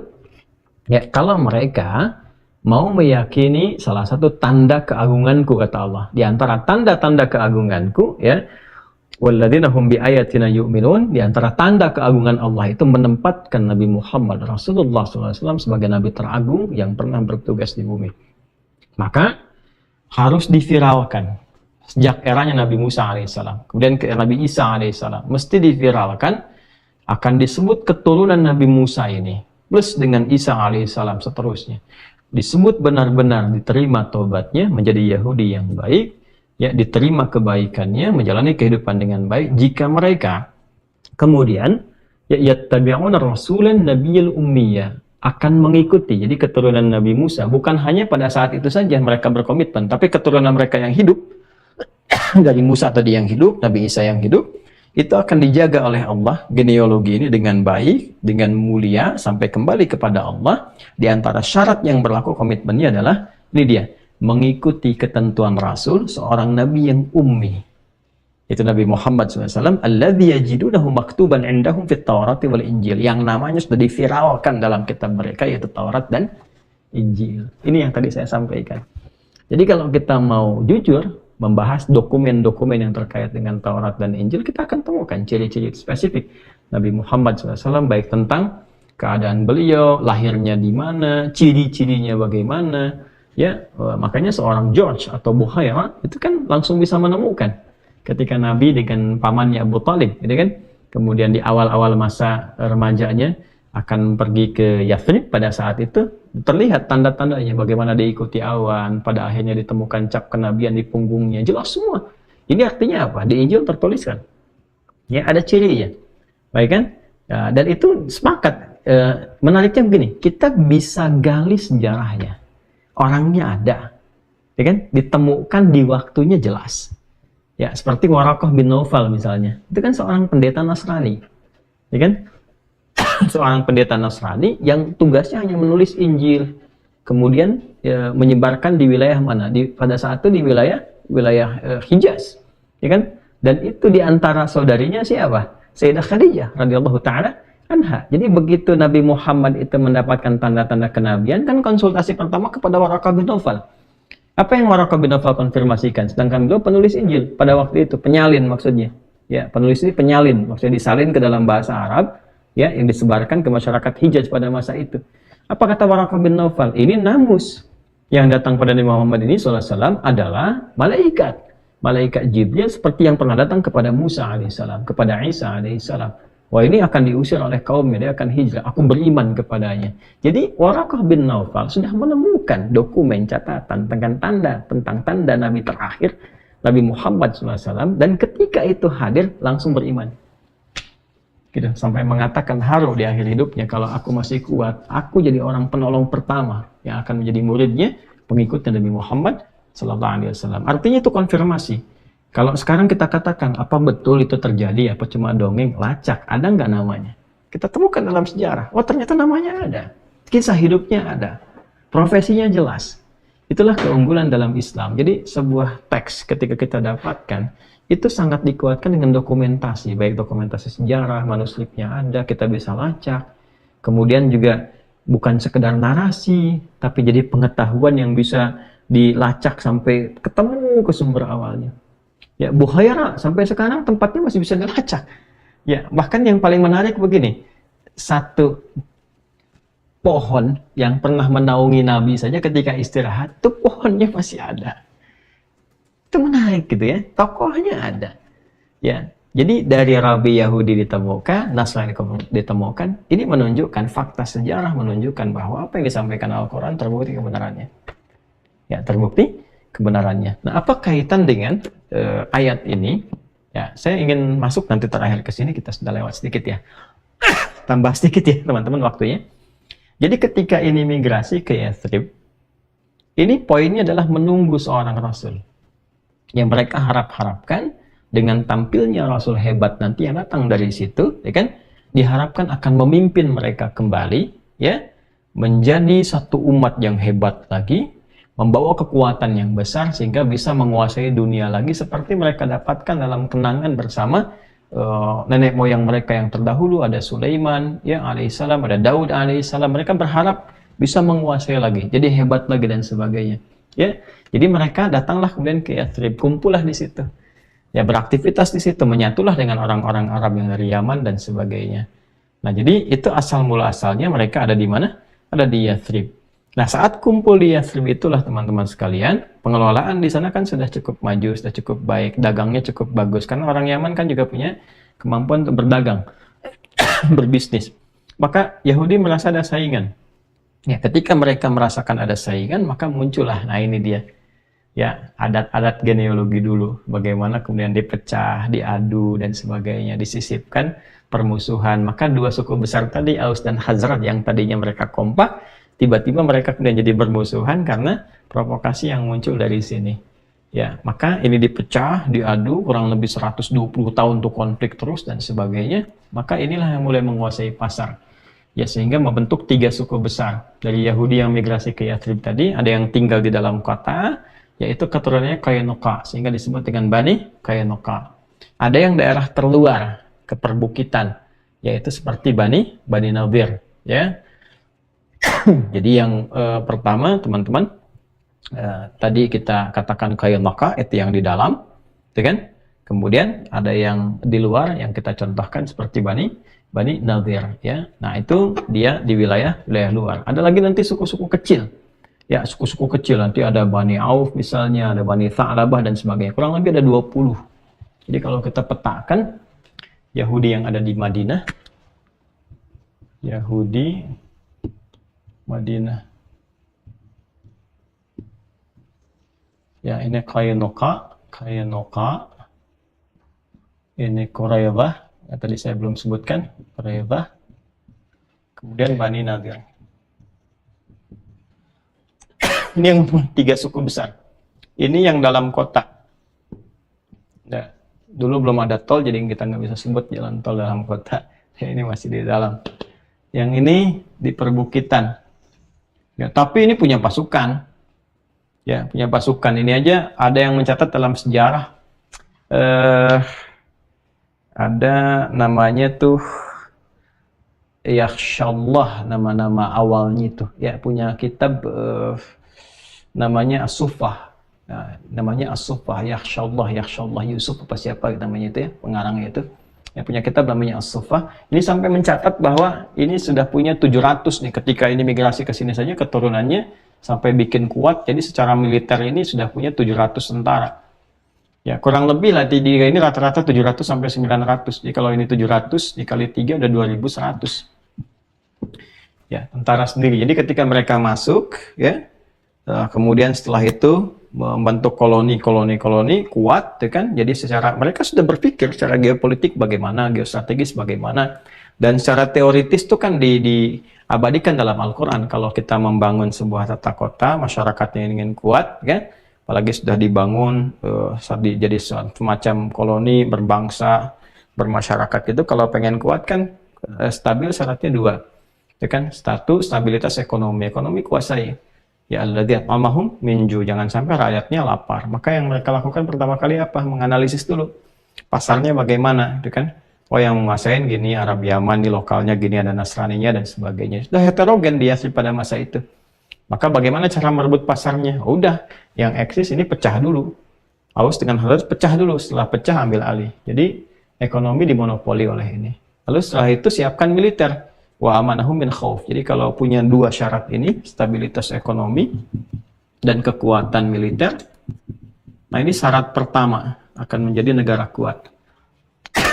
Ya, jadi kalau pengen kuat ini.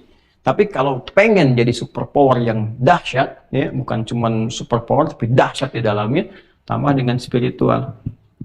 Ya, falyabudu rabb hadzal bait. Ini 3 rumusan ini ada di Quran surah Al-Quraish.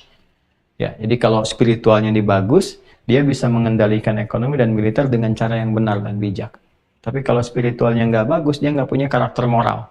Sehingga walaupun ekonominya kuat, tapi penipuannya banyak misalnya.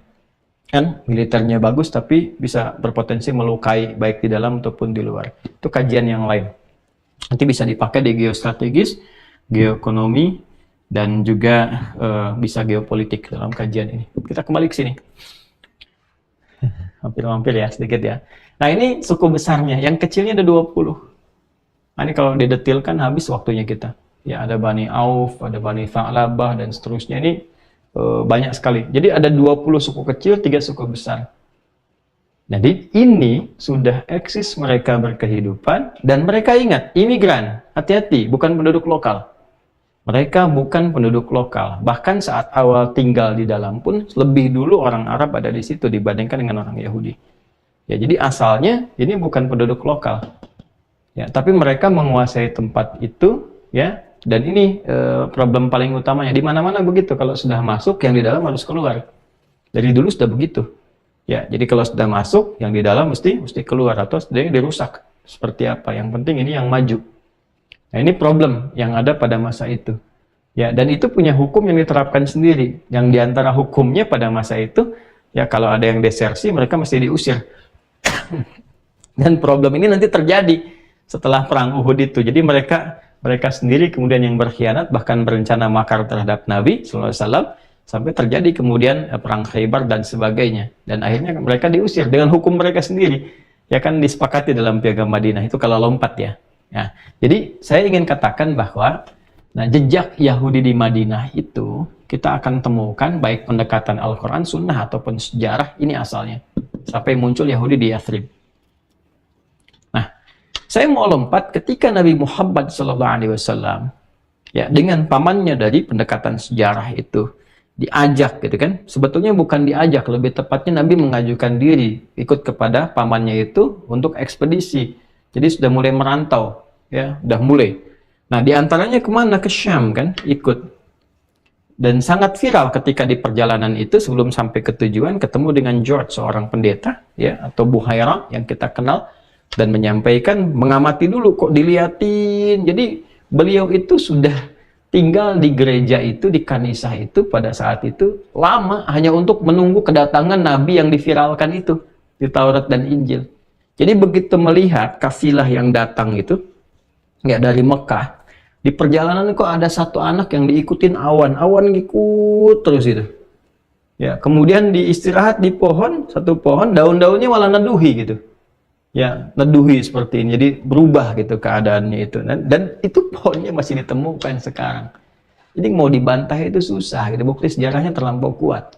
Ya, akhirnya apa yang terjadi? Dijamu, singkatnya. Begitu dijamu, tadinya ada kekhawatiran kan. Ya, ditanya, kamu siapa gitu kan? Tadinya Abu Thalib nggak ngaku, saya ayahnya. Saya ayahnya. Berkali-kali kemudian bertanya siapa, baru kemudian mengaku. Ya, saya adalah pamannya, ayahnya sudah meninggal. Ya, maka kenapa engkau bertanya begitu? Nah, kemudian yang terakhir ingin dibuktikan, minta izin supaya melihat bagian punggungnya. Begitu dibuka, kemudian dalam pundak Nabi, di antara dua pundaknya ditemukan cap kenabian. Maka beliau pada saat itu langsung ya menyadari kebenaran dari apa yang disampaikan di Taurat dan di Injil, bahwa Nabi yang terakhir, penutup, Nabi Agung, Nabi istimewa itu telah hadir. Maka disampaikanlah kepada Abu Thalib, ya saya tadi menanyakan itu karena ramalan-ramalan yang disampaikan dalam kitab Taurat, Injil, yang sampai dengan sekarang gitu kan mereka tunggu akan tiba seorang nabi agung, nabi hebat yang terakhir. Tanda-tandanya yang pertama, ayahnya sudah meninggal ketika dia lahir. Jadi kamu mustahil ya, jadi ayahnya. Kamu pasti walaupun kerabatnya bukan ayahnya gitu kan. Yang kedua, terbukti semua tandanya, maka disampaikanlah kepada Abu Talib agar segera dibawa pulang lagi, jangan diteruskan sampai ke tujuan pokok utamanya. Karena anak ini akan menjadi incaran orang-orang Yahudi, kalau tahu akan dieksekusi. Nah, ini menariknya. Kenapa? Kenapa demikian? Tadi, ini menarik nih. Jadi kalau kita ngaji Al-Baqarah sampai di ayat 89 nanti, dan sabar, kita baru ayat 40. Di ayat 89 mereka sendiri yang minta sama Allah. Jadi saat migrasi itu minta sama Allah. Ya, supaya dikirimkan nabi hebat itu untuk mereka, untuk bantu mereka keluar dari kesulitan. Walamma ja'ahum kitabun min 'indillahi musaddiqan lima ma'ahum wa kanu min qabli yastaftihuna 'ala alladziina kafaru. Walamma ja'ahum ya ma'arafu kafaru bih, kan? Fala'natullahi 'alal kafirin. Jadi mereka sendiri yang minta sama Allah, ya Allah, ya seperti tertulis dalam kitab kami, nanti akan ada nabi hebat yang menolong kami juga, membantu kami, mengeluarkan kami dari kesulitan, menyatukan dalam kedamaian, memimpin dunia dalam kebaikan dan sebagainya. Mereka pengen tuh ya segera berjumpa. Jadi begitu dikirimkan ke mereka, mereka malah mengingkarinya karena satu alasan saja. Apa itu? Karena mereka mengharapkan seorang nabi itu terlahir dari keturunan yang ini, dari genealogi mereka, ya kan? Sampai ke sini, ke Ishak. Ya, jadi keinginan mereka lahirnya dari garis ini, dari manapun, mau misalnya dari ya Yahuda kah, atau kemudian dari Benyamin ke sini ke Yunus kah, atau kemudian dari ke sini ke Lewi dan seterusnya, jadi ya, atau dari generasi Yahuda yang dari Isa dan seterusnya. Kalau ini pun mati di sini, ini lahir dari sini gitu kan. Ternyata lahirnya dari mana? Dari Ismail alaihi salam. Ketika lahir dari sini, ini yang nggak bisa mereka terima, ya kan? Ini yang tidak bisa mereka terima.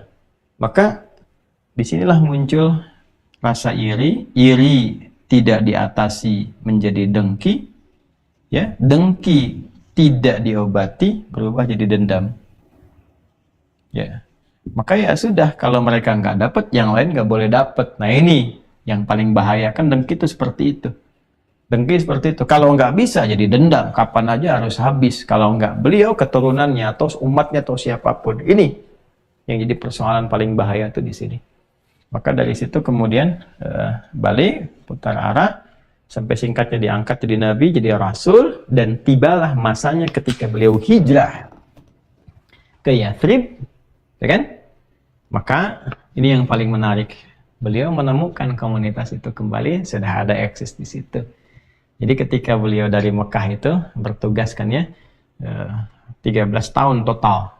Ya, walaupun kalau kita keluarkan masa dakwahnya 10 tahun, kan 3 tahun 6 bulan pertamanya itu adalah dari mulai mimpi yang benar, kemudian setelah itu ditambah dengan dakwah di kalangan terbatas belum terbuka. Jadi ketika pindah kemudian ke Yathrib dan mulai mengelola di situ, heterogenitasnya disatukan oleh beliau dengan membuat Piagam Madinah, bikin kesepakatan, oleh beliau dibaca ya bagaimana Yahudi berupaya untuk membawa faksinya Nabi, ya faksi dimasukkan ke dalam konflik internal Aus dan Khazraj. Maka hal pertama yang beliau lakukan adalah menyatukan dulu Muhajirin dan Ansar. Jangan ikut-ikutan ke situ. Jangan jadi faksi baru, kita beri contoh untuk bersatu dulu. Maka dipersatukan Ansar dan Muhajirin. Setelah melihat bersatu, maka Aus dan Khazraj pun ikut. Daripada kita konflik terus, kenapa mesti konflik? Reasonnya apa? Alasannya apa? Maka mereka memilih untuk bersatu. Begitu bersatu ini nggak ada pilihan. Yahudi nggak ada pilihan. Ya, kalau mereka memilih konflik, mereka menghadapi masyarakat yang lebih besar. Akhirnya mau nggak mau mesti berdamai. Ya kan? Ketika berdamai itulah kemudian mereka masuk dalam lingkaran dan membangun kesepakatan. Kalau begitu kita bangun kesepakatan. Karena sepakat untuk damai, kita bikin hukum sama-sama. Maka dibuatlah apa yang disebut dengan piagam. Ya kan? Nah, karena ini sudah mulai cukup baik, mulai ditata, keadaan yang baik, yang sudah mulai eksis, yang punya value. Itu disebut dengan tamadun, tempatnya disebut dengan Madinah. Ya kan? Jadi beda antara Madinah dengan hadarah. Kalau hadarah yang penting eksis, gimana caranya tempat itu eksis. Jadi peradaban diketahui karena eksistensinya. Ya, baik teknologinya, nanti arsitekturnya macam-macam itu hadarah. Tapi kalau hadarah itu punya value di dalamnya, punya nilai yang bisa dipelajari, bisa dipraktekkan, bisa diadopt, itu berubah menjadi apa? Jadi Madinah. Nah, nilai yang diterapkan itu value-nya dari nilai keislaman, dari din. Makanya ada kaitan antara tamadun Madinah dengan ad-din. Maka disebut dengan piagam Madinah namanya, yang sangat viral sampai dengan sekarang kita ketahui bisa dilacak dan dokumen sejarahnya ada. Nah, maka tatanan masyarakat pada saat itu sepakat membentuk tatanan masyarakat Madani. Ya kan, civil society, semua bergerak dalam kebaikan, ditetapkan Nabi pemimpin paling tinggi, semua diatur, Nabi stabilkan pasar. Yang tadi dimonopoli distabilkan. Bikin perjanjian militer bagaimana, perjanjian koalisi seperti apa, kan aliansinya bagaimana, bikin aliansi kalau Madinah diserang mesti bagaimana dan sebagainya, jangan ada yang berkhianat.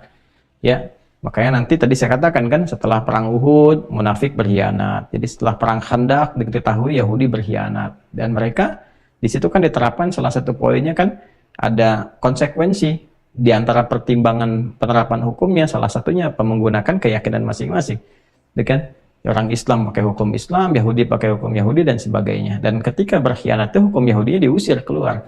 Jadi ketika terusir itu jangan bangun narasi Nabi mengusir, tidak. Nabi itu harus melaksanakan amanat dari undang-undang yang sudah disepakati. Hukum Yahudi yang mengatakan keluar ya keluar.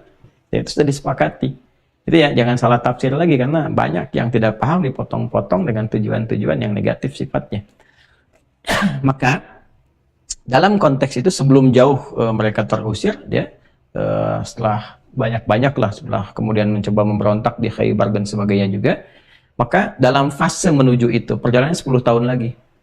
Perjalanannya berapa? 10 tahun lagi. Ketika membangun kematangan di Madinah itu, ini Yahudi ini temukan nggak serius, sering ngolok-ngolok, bahkan umat Islam itu nggak lepas dari sasaran. Perempuan-perempuan diganggu sampai turun ayat hijab, ya kan? Nabi meluruskan, stabilkan pasar, diganggu juga, masih ada juga kecurangan. Kadang-kadang masih ya mendebat dengan cara yang tidak benar. Ya, sudah bikin piagam Madinah tapi menjelek-jelekan nabinya ada, nantang-nantang nabi ada. Sehingga Allah menurunkan ayat-ayat spesial khusus untuk kalangan orang-orang Yahudi yang ada di situ untuk menyadarkan kembali mereka. Ya, kalian ini arahnya mau kemana, ya kan? Ya, kalian ini kan secara genealogi sadar dengan nasab kalian, masih tertulis di kitab kalian. Nanti akan banyak turun-turun ayat spesifik tentang Yahudi yang mereka sudah bermukim di Madinah. Ayat-ayatlah yang dikenal dengan Madaniyah. Ayat-ayat yang turun pasca hijrah, spesifik itu ada di wilayah Madinah, yang sebagian segmentasinya adalah untuk mengkhitab atau menyampaikan kembali dengan kuat kepada komunitas atau kalangan masyarakat Yahudi untuk meluruskan gaya hidup mereka seperti yang pernah mereka harapkan. Nah, di antaranya apa? Ada ayat-ayat nanti yang turun dengan kata kerja, misalnya hadu, seperti Al-Baqarah ayat 62. Tenang, kita masih di 40. Nanti di 62 kita dapatkan innalladzina amanu walladzina hadu. Gitu kan? Nah, itu akar katanya. Kalau kita ambil kepada fi'il madhinya jadi hudna, gitu kan? Ya kan? Hada, kemudian kalau kita masukkan dhamir nahnu di situ jadi hudna. Itu ke akarnya yang taubat, yang kembali kepada jalan kebaikan. Nanti ada yang Yahud atau jidanna. Engkau akan mendapati Muhammad SAW asyaddu adawatan lil ladzina amanu Yahud. Orang-orang yang sering kali mengganggu dan keras sifatnya, pertentangan pada umat Islam, dengkinya, dendamnya, macam-macamnya gitu kan, di kalangan Yahud. Kenapa disebut Yahud di situ? Untuk memberikan kesan, dulu kalian pernah menyimpang dan janji pengen jadi baik. Jadi ketika disebutkan sifat Yahud di situ, supaya ada sindiran yang tajam di situ. Bukankah dulu kamu membawa nama ini supaya kamu berubah jadi lebih baik, ya kan? Nah, kalau belum sadar juga dengan sifat itu, maka disentuh hati yang paling dalamnya dengan nama kakeknya yang paling tinggi. Yang paling tinggi, yang di situ mereka selalu berbangga, diarahkan kepada nama kakek dengan bangga itu. Ya, yaitu gelar tertinggi dari kalangan itu yang didapatkan dengan Israel, hamba Allah, yang Safiyullah, hamba Allah yang penyayang, yang baik, yang lembut, yang dekat dengan Allah. Maka mereka bangga memakai nama itu dengan nama Bani Israel. Ya, ditarik ke dalam sini Israel, Bani Israel. Maka ketika Bani Israel itu ditampilkan, Allah membalik mempertanyakan, kamu membawa nama yang lembut itu, yang halus, yang cinta damai itu, sedangkan perilaku kalian kok jauh dari itu. Kok bisa gitu kan? Maka dikhitablah, diajak bicara dengan nama itu. Ya Bani Israel. Jadi kalau sudah sampai kepada kata ya Bani Israel, ya-nya kan disebutkan 361 kali dalam Al-Quran. Memanggil untuk yang dekat, menengah, dan jauh. Harfun nida, il-qarib, mutawassit, wal ba'id. Dipanggil, hei, kamu yang mengklaim diri sebagai anak keturunan hamba Allah yang soleh, yang lembut, yang baik itu. Baik engkau dekat, menengah, ataupun jauh. Ya kan? Kenapa berbuat begini? Ya kan? Kenang lagi coba cara genealogi sekalian. Uzkuru ni'matallahi allati an'amtu 'alaikum. Ya Bani Israel, uzkuru ni'mati allati an'amtu 'alaikum. Coba deh kamu kan tahu sejarah. Kamu ini menjaga nasab. Kamu bahkan tahu di kitab kamu akan begini, nunggu Nabi. Cobalah diingat, kalau kamu memang benar keturunan hamba Allah yang saleh itu. Coba ingat-ingat masa-masa sebelumnya bagaimana kamu dapat kenikmatan. Ini Nabi kamu sebelumnya, aku berikan kepadamu. Ya kan? Wa aufu bi'ahdi, dan kamu punya komitmen kepadaku. Kamu nunggu Nabi, komitmennya begini, ya kan? Kamu ingin berubah, komitmennya begini. Kalau kamu ikuti itu, ufi bi'ahdikum, ya kan? Aku pasti akan penuhi janjiku. Yang tadi, yang saat kembali kita ke Al-A'raf ayat 156. Aku janjikan, aku berikan semua kebaikan, kemuliaan, kenyamanan. Tapi kalau engkau masih menyimpang, berbuat semaumu silahkan. Tapi ingat, wa iya ya farhabun. Satu saat kamu kembali kepada aku. Dan di situ perhitungan kita akan sangat jelas dan tidak ada waktu lagi untuk mengevaluasi atau meralat kembali apa yang telah dilakukan. Itulah ayat ke-40 ketika muncul. Jadi konstruksinya ayat 40 ini ingin membangun sebuah contoh komunal kepada kita tentang bagaimana menjalani kehidupan sebagai contoh pelajaran di masa lalu yang value-nya akan terus terbawa berdasarkan pergantian zaman. Jadi kalau kita ngaji di sini dan belajar tentang karakteristik Yahudi Madinah, kita akan temukan gak jauh beda perilaku dan sifat-sifatnya dengan Yahudi-Yahudi masa lalu, kan? Ya, sifat-sifat yang ingin mendominasi, sifat-sifat selalu ingin tampil yang lebih hebat, merasa yang paling tinggi, ingin menguasai segalanya di bidang ekonomi, di bidang politik, di bidang militer, bagaimana bisa eksis, kemudian menjaga klannya saja, menganggap yang paling hebat, nggak boleh bercampur dan sebagainya, dijaga. Nah, itu yang terwariskan ada. Ya, padahal Allah sudah mengirimkan nabi-nabi kepada mereka untuk memberikan penjelasan tentang kesetaraan, tentang kemuliaan, tentang kebersamaan, tentang kemanusiaan, nilai-nilai yang tinggi, dan puncaknya diutus Nabi Muhammad SAW. Pada masa beliau stabil, masa sahabat stabil, nyaman, damai. Ya, tapi ketika itu kemudian ditinggalkan, nilai-nilai tadi umat Islam pun tidak kembali mengkaji lagi sejarahnya, mendalami Qurannya, hadisnya, maka sisi lain Yahudi juga mendapatkan momentumnya untuk kembali menata lagi, dan nata maksudnya ego mereka dikumpulkan kembali, maka yang sekarang pun tidak jauh dengan apa yang terjadi di masa lalu. Jadi kalau kita ingin kembali, khususnya umat Islam itu, untuk menata kehidupannya lebih baik, lebih rapi, maju lagi, kuat di ekonomi, kuat di aspek-aspek yang lainnya, gitu kan. Kemudian juga kita bisa tata dengan bagus dan sumbangsihkan di mana tempat kita tinggal. Ya, seperti orang tua kita dulu lakukan. Orang tua kita bikin syarikat dagang Islam kan, waktu mereka kaya-kaya dibantu ya untuk bisa mensupport kepada negeri ini. Ya, sampai kedutaan Amerika tuh, ya saya pernah ke Washington itu kan, salah satunya bisa eksis itu siapa yang menyumbang, silahkan tanya pada teman-teman yang tahu sejarah di sana. Itu kan orang-orang pengusaha-pengusaha muslim yang waktu itu mereka iuran ikut dengan Bung Karno ke sana. Ya, bukan hanya pemikirnya. Jadi semua berdedikasi dan nggak pernah pamrih gitu.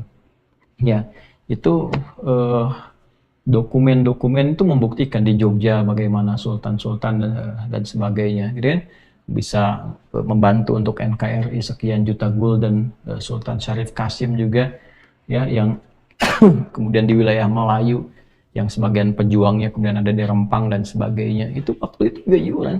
Kalau nggak salah sampai 8 juta gulden tuh, ya berapa triliun tuh, ada yang menghitung 50 sampai mendekat ke 100 triliun kalau dikonversi kekinian. Dan itu melobi semua wilayah-wilayah itu untuk mau ikut ke NKRI bareng-bareng supaya bisa eksis bareng-bareng semua. Jadi kan yang sebagian pejuangnya tuh ada nenek moyang dan sebagainya itu kan di Rempang kekinian. Dan dokumennya saya kira dari narasi sejarah tuh ada yang terdokumentasikan baik juga di Leiden, ya, dokumentasinya beberapa sudah memviralkan bahkan gitu.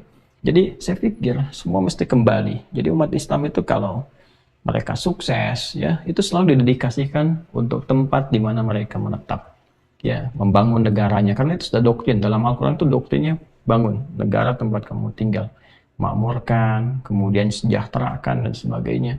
Kalau kamu usaha, bantu dari usaha kamu supaya negara kamu berhasil, bukan mengambil dari negara, ya kan? Yang untuk digunakan untuk berfoya-foya atau hanya membantu eksistensi dirinya, menepikan yang lain dan mengabaikan. Bukan itu bukan tipikal orang Islam. Orang Islam nggak akan demikian. Negaranya diserang, dia nomor satu tampil di depan. Ya, dan cinta nabinya luar biasa, apalagi di Indonesia. Ya, yang bertato, yang mabuk aja kalau maulidan keluar semua. Itu bisa jaga, bisa salawatan. Itu luar biasa gitu ya. Jadi saya berharap teman-teman, kadang-kadang Allah itu menyadarkan kita dengan berbagai keadaan, tapi jangan sampai disadarkan lewat musibah. Ya, lebih baik disadarkan dengan kesadaran hati kita untuk ngaji lagi, ya kan? Jauhi tindakan provokatif, jauhi tindakan-tindakan memecah belah, mencela dan sebagainya. Bersatu umat Islamnya. Terus itu saling mengisi. Kenalan loh, kenapa sih nggak pernah membangun satu persahabatan? Kan kita ini saudara, innamal mu'minuna ikhwah. Jadi pengusaha-pengusaha jangan main-main sendirian. Di mana daerahnya? Anda tinggal daerah mana, provinsi mana? Bikin database, kenali dengan teman-teman yang lain. Berapa populasi muslim yang ada di situ? Kompak teman-temannya. Bikin usaha yang baik. Kemudian CSR-nya dipakai untuk menghidupkan mereka-mereka yang di bawah batas-batas, misalnya kesejahteraan yang cukup, supaya mereka naik status dari miskin naik lagi. Bikin aplikasinya dijadikan UMKM, ya hidup nanti di situ, semua menyatu. Tapi kalau sudah sukses, kontribusi bangun daerah masing-masing. Kalau yang ada jabatan, bikin kebijakan yang baik. Kan disumpahnya itu Al-Quran di atas kepalanya. Ya, dan itu jadi pertanggungjawaban di hari kiamat kelak. Takut. Ya, kembali ke ayat tadi, kalau memang aku umatnya Nabi Muhammad, ya suatu saat kita akan kembali kepada Allah. Mau apa berjumpa dengan Nabi? Coba wafat dalam keadaan sedang korupsi, menikmati harta korupsi, dan ingin bertemu dengan Nabi, nggak malu tuh? Ya kan? Intelektual yang menggunakan ilmunya untuk menipu, lalu merasa bangga ketemu Nabi, nggak malu tuh kalau meninggal ketemu Nabi begitu? Ya? Jadi pejabat yang kemudian menyalahgunakan wewenang dan mengaku muslim, disumpah pakai Quran, masih mau ketemu Nabi? Nggak malu. Jadi kiai, jadi ustadz, ya tipu-tipu pakai ayat dan sebagainya, dan merasa bangga dengan itu, nyari amplop, nyari popularitas, bangga ketemu Nabi begitu. Takillah ya akhi, takwalah kepada Allah. Meninggal antum, saya meninggal, kita meninggal. Takwalah kepada Allah. Mari kita perbaiki diri kita masing-masing, kita saling mendoakan, menyatu dengan yang lainnya, dan yakinkan pada diri kita berbuat baik, bangun negeri ini, cintai negeri ini, bersatu dalam kemuliaan. Setelah itu tunggu sampai kita kembali kepada Allah, dan bagaimana hisab akan terjadi kepada kita semua. Wa iya ya farhabun, pada akhirnya bukan hanya Yahudi, kita pun semua akan pulang kepada Allah. Cukuplah kasus ini disampaikan untuk memberikan kesan perubahan pada diri kita menjadi lebih baik, ya. Dan saya kira semua kita harus membangun kesadaran, ya, saling memaafkan dalam kebaikan, menata dengan baik lagi, dan mudah-mudahan Allah merahmati kita sampai kita kembali kepada Allah dalam kemuliaan. Masya Allah, nggak terasa nih, yang mau tadinya 8:30 jadi jam 9 kita selesai, lewat sedikit. Teman-teman, itulah ayat 40. Mohon izin saya uraikan sedikit agak mendetail, sehingga pemahamannya itu bisa lebih tajam kita dapatkan, ya. Alhamdulillah, izinkan saya mengupdate teman-teman sekalian dua hal yang paling penting. Yang pertama, terima kasih dan selalu terbuka kesempatan untuk wakaf teman-teman di pesantren. Ini kita menuju akhir dari finishing yang sedang di speed up, ya. Jadi di akhir bulan ini itu 11 dari 12 yang kita bangun bersamaan itu direncanakan selesai seluruhannya secara fisik bangunan.